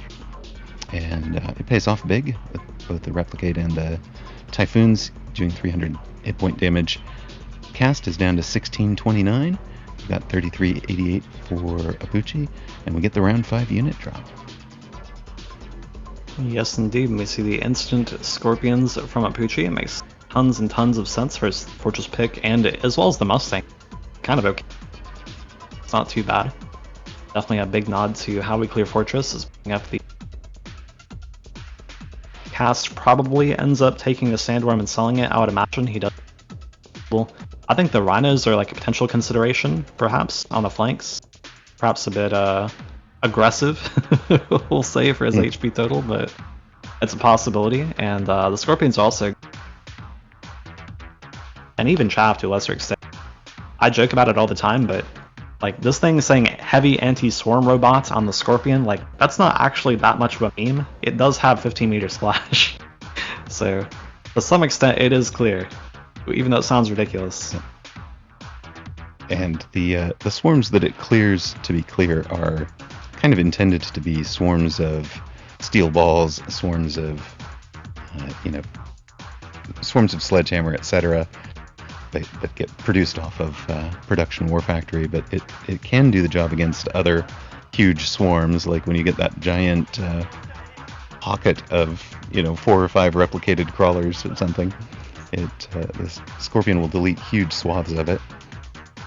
Yes, indeed. And also really important thing to point out here that immediately becomes non-obvious right as I bring it up, but cast Mustangs that he had in front of his tower, he was using the beacon at his flanks, so you flanks, and you would be wrong. Those Mustangs would go down to the flank traction, where he points the Mustang at the flank and then cancels it, which changes its starting facing direction if there is a unit. If there is not a unit there, then it will go back to where it's supposed to and lose essentially no up. So a very powerful trick will to the Mustang board. It spends its rotation time during the during the start of rounds. It doesn't even lose any actual shooting time. But here, a swift, clean win from Apooche. 5 rounds and done. Gets the W over cast. Yes, indeed. Really shows you the power of Typhoon spec still, right? Right. The game is Specialist, over. Not weak. And the key elements here, I think, the replicate, obviously, the perfect positioning on these flank screening Typhoons so that one of them was coming forward and one of them was going back. You only needed one to handle the backside. Also the tempo damage, right? Every surviving Typhoon, every surviving Scorpion, 300 hit points, and then the Phoenix for 200. Alright, we are off to our next match, which is Steel Sane and Forgotten Arbiter. And one last point on that Apooche game too is that he did take Advanced Powertrain on, I believe, turn 3 or turn 4, I want to say, and that was the turn that he did about 1600 damage to his opponents and clicked Replicate, which I think was an amazing read on how that round's going to play out, because in a way, it's not that good to have Advanced Powertrain, right? But if you're doing this like flank response, particularly with a slower unit like Typhoon, then it's really, really good. So great play from him. And that does close out the game in 2 rounds, I believe, after he picked it. Right, that makes good sense. Alright, in our Steel Sane versus Forgotten Arbiter match, Forgotten Arbiter far side red, a marksman specialist. Steel Sane near side blue with a Farseer specialist. Farseer is down here in the bottom right, supporting a what looks like a pretty classic Vulcan marksman and leveled, no, not leveled Stormcallers, level 1 Stormcallers. Oh. Yeah, it definitely looks this correctly? very typical. It looks very standard v standard with the presence of the one worm. Yes, indeed. Which actually you're starting to see a lot more worm and it's sort of just like the late Rhino thing that people used to do in standard. It's like a sort of tempo option for the player that's ahead, and it is like relatively hard to clear sometimes decent disruption. I'm not too sure how it tends to play out if the game doesn't end in a few rounds. Maybe we sell them sometimes, maybe they're just feeding, but very cool to see Worm actually seeing some play considering how almost zero it sees in defense v Grow in particular. Forgotten Arbiter wins round 6 pretty handily, drops Steel Sane to 2,020 hit points. We'll go to round 7 with Fire Badger drop, Sledge, Rhino, and Saber the other options. Forgotten Arbiter goes straight for a pair of level 3 Fire Badgers. It looks like my video feed is a little behind, so I'm going... Also worth mentioning, I think both players have Steel Ball. Let's see. Definitely Steel Sane does. Steel Sane has 2 copies actually. Oh my gosh. The Worm also has one on the right side. Oh, interesting. Yeah, the worm in the back side. I was missing that up at the icon up in the barrier there, the border of the map. Yes, indeed. Oh. Yeah, that's really notable, I think, because steel ball production is one of the only ways to getting around. So I would imagine, I don't see it very often as like a thing that has popped up, so I don't have much experience seeing it, but I would imagine that that's a very, very, very strong and standard, since colors late round are so hard to clear, especially if they're coming from a steel ball that may have already passed, you know, fires, or maybe the trafficker's dead, you know, etc., etc. Right, and with it on the worm, you can even get the worm gets past the fire, the steel ball itself gets past the fire. Exactly, yeah. Steel Sane drops a pretty good smoke, partly shielded by Arbiter, but chunks of his board are not going to be shielded. Also locks the Vulcans on that shield for a long time there.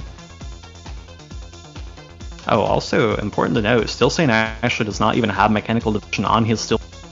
So this thing I'm talking about, what? Colors, yeah, it's not even a possibility for him. How I'm is glad that I checked not that, on guys. your bar, sir? I'm not quite sure. I mean, he has fortified target lock, which is actually quite strong with ER ball in the current patch. I love fortified target lock and that chain. I mean, you know, I was running fortified target lock before the change even, because I think it can be really, really powerful. There are certain circumstances, force on the line, typhoon bubble, for example, that it was really powerful against. And for sure. Out of the way though, it looks like our steel ball musings do not matter. The worms have won the game. Worms I would finished it. I would imagine both these came from a drop on like round 5 or 6, a double level 1 worm drop, and that swung the tempo super far Arbiter's direction. Really would have loved to have seen the start of this match. Isn't this the second standard match we've jumped into late in cast that has had worms today? It is the second late standard game that we have joined with worms as one of the things. At least this time the worms were only on one side. Yes, yes indeed. Well, that's really interesting. I'm kind of sad we missed both these games, honestly. I would love to see this standard worm game. Well, the good news is this tournament is working. All of those matches are being saved. They're being recorded in full. And I believe the understanding that I've got is that we will have the opportunity to put casters and how to describe this? Casters and coaches together to look at those matches later on, with the kind of recollection viewpoint. Maybe production can confirm that for us. I do believe we are joined by Bearlike as well, for perhaps a few words at the end of the tournament. Don't know if he's ready yet, but Hi. Right. hello, Well, Bearlike. welcome, Bearlike. Hello. Hi. Thank you for joining us again. Yeah. The tournaments turns out to be really, really cool, I think. Yeah, same. It's awesome. We get lots and lots of high-level matches, right? Yeah, and a lot of match that is unanticipated, surprising result for a lot of matches. For sure. Especially for the 101 division, I think they did extremely well. 101 did great, for sure. 3 wins for the 101, 2 wins for the 201, 3 wins for the 401, 3 wins for the 501, and of course the unfortunate 0-4 for the 301 team. Yeah, which, as we understand it, means that 301 has been completely eliminated. I gotta say, is probably the most surprising thing from today for me. What do you think about that, Bearlike? Yeah, I thought 301 was is one of the strongest division. Yeah, same for me. I was really surprised to see them lose. I think they're all very strong. It maybe is right. Surrey is 301 player. No. He is in game, but I believe he's finished, so he's on the 6. Right. Yeah, he's playing under the 601, the mythical Finnish division. Oh yeah, okay. But Also, 601 only have two players. 4 players. Surrey, 4 players. Amongst, Cast, they're all Finnish, and Baller is, believe it or not, a 16-year-old 601 player. Just turned 16 this year. It's been really fun to watch him go from, solid but got very troll builds a lot of the time to competing on this stage, and gave Saracha a run for their money. It's So also, 601 actually is. Go ahead. So 601 actually is the Finnish team. Yes. All of them are from Finland. All of them are from Finland. That is correct. That is one strong country. That's a very strong country. Yes, indeed. We were interviewing Cass earlier, and he made a mention that computer games and esports and stuff like that have been very popular in Finland for quite some time, which I think is reflected well in other regions, League of Legends. I believe Dota as well. So no surprise for Mechabellum too. Yeah.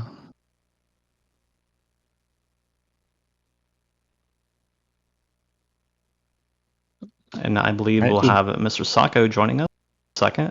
I believe he just joins. Captain of the Hello. Welcome. Hi, Hello. Sako. How's it going? Oh, that's my question to you. It's going. Our team is doing fantastic. Just don't look at my game. That game, mistakes were made, perhaps. Yeah, that's what the captain should do, right? Make your team better.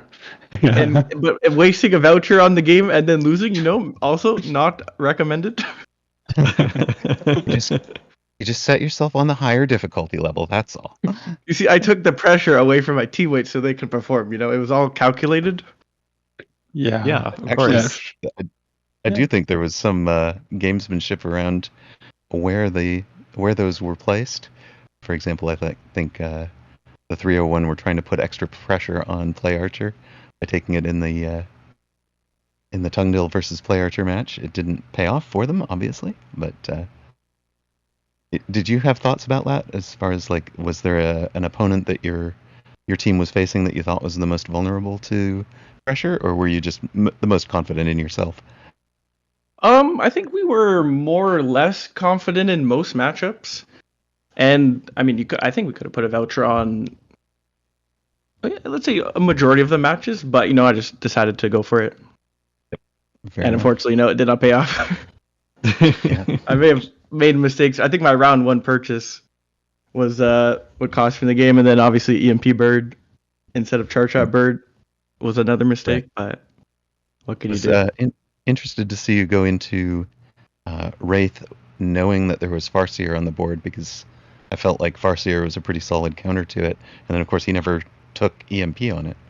So did you have a plan for if you took EMP on the Farseers, or do you want to hold that under wraps for a future game? I don't really like. I think ball Wraith pushes don't care about Farseers. I think I just played it a little bit bad. It's like the goal is basically just have a bunch of like Mective balls spawn in and crawlers coming out so that the Farseer doesn't lock on. Because like the Farseer DPS isn't super efficient compared to like a boat or a marksman. So it is a little bit problematic, but I think if I just stack aside, and usually the Farseer isn't too big of a problem. Right. You have Bearlike here. If there was one change you could request be made to the game, what would that change be? Oh boy! There's only one thing. It's the tower oil. I don't like my balls oiled.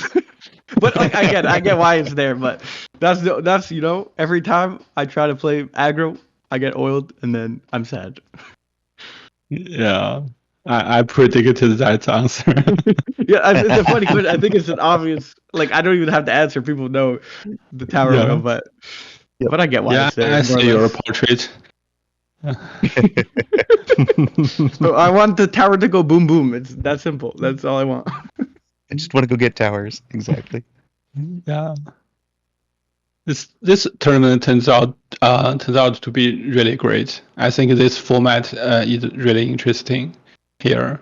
The captain and team format. Yeah, it's really neat to see it done. Sako, can you talk really quickly about the process of putting together the 501? Was it easy because you have so many great players, or was it difficult because you had great players you had to leave out? Yeah, there's definitely like people like, oh my god, you didn't pick me, or like, I mean, obviously I would like to pick everyone on the team, of course, but more or less I just to make it as simple as possible, I went down the MMR leaderboards and then basically said, how easy can I contact them, more or less. Like obviously I have contact with a lot of 501 players directly, but I more or less went down MMR and then went from there. So if I'm at 1700 MMR, how much did I have to gain to even be in consideration for this team? Listen, I only scrolled the leaderboards like one time. Okay, that was the max scroll. So perhaps 1700 might not be in the scroll. It was not there, no.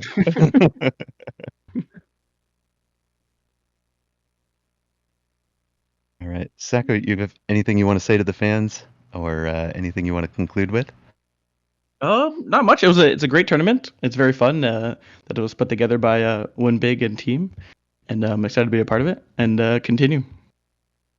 Excited to have you, and really fun to watch your team's games, and of course, looking forward to seeing you revived and back in the tournament next week.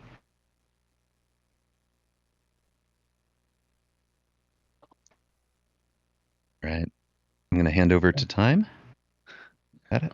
Bearlike, thanks for joining us for today. We appreciate you being here for the tournament with us. It's been a lot of fun. Yeah. It's been a lot of fun, too.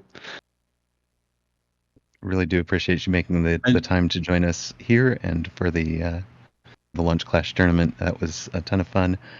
Hoping that this one gathers just as much interest and even has, I think, a even better lineup. It's an incredible group of players. If you've seen the group of 24 that were selected for today, there's another 8 that are on the bench for various teams. So there are some fantastic teams on offer. When is the round 2 happening? I would like let the Chinese audience know. This time on the 19th. 19th. Okay. Cool. Mm-hmm.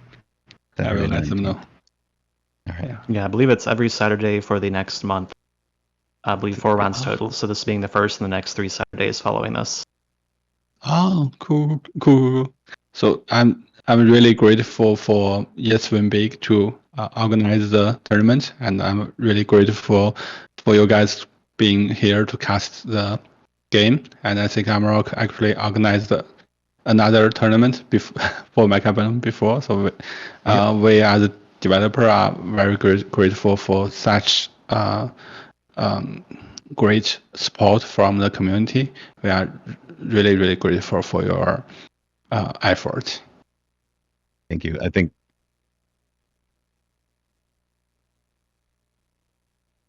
in the next few weeks, we probably gonna kick out the curator access for the next patch.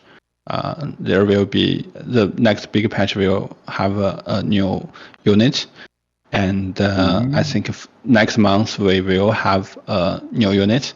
But that depends on how the testing goes with the curators. Right now, Mechabellum's player base became much larger, so we should be more careful about introducing new units. So we want to test it more because we as developer are not as clever as the players. So a lot of interactions between units, we do not think about it.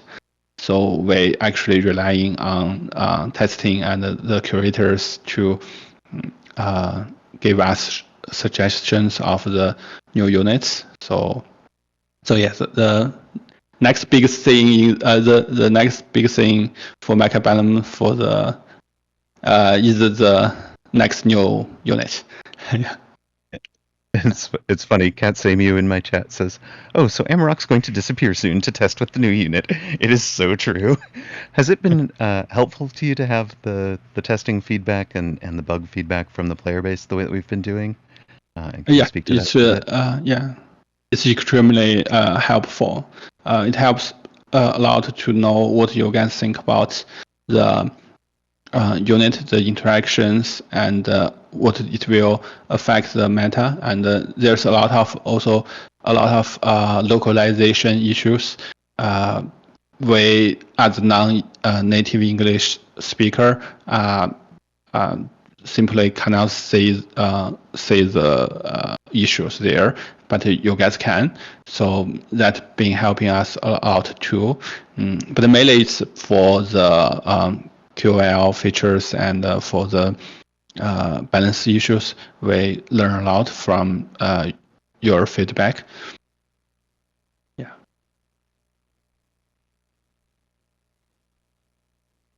All right. Well, on behalf of the casting crew, the production crew, really do want to say thank you to Bearlike. Thank you to all the team captains. There's been a lot of work in behind the scenes. Thank you to Rooster for casting the alternate matches. And we're looking forward to seeing you guys next week, same time, same channels, MAG1 live on Twitch. If you are not familiar with it, there's the this is the debut, but we're really hoping for the MAG1 live, the Mechabellum Advanced Guild 1 to really take off as a tournament and as a community hosting. So really look forward to it. Thank you, Yeswin Big, for the opportunity to be here. Thanks to the captains, thanks to the players, and thank you all for watching. Yeah, thank you, everybody. Bye-bye.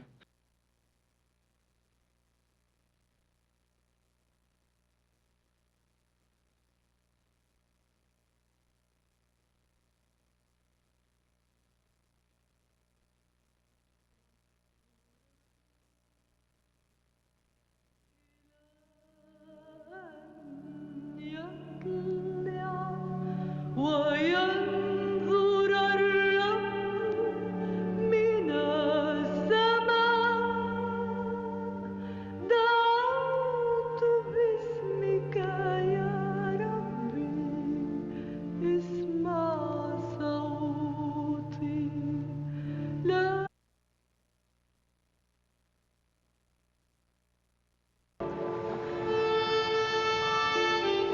sound.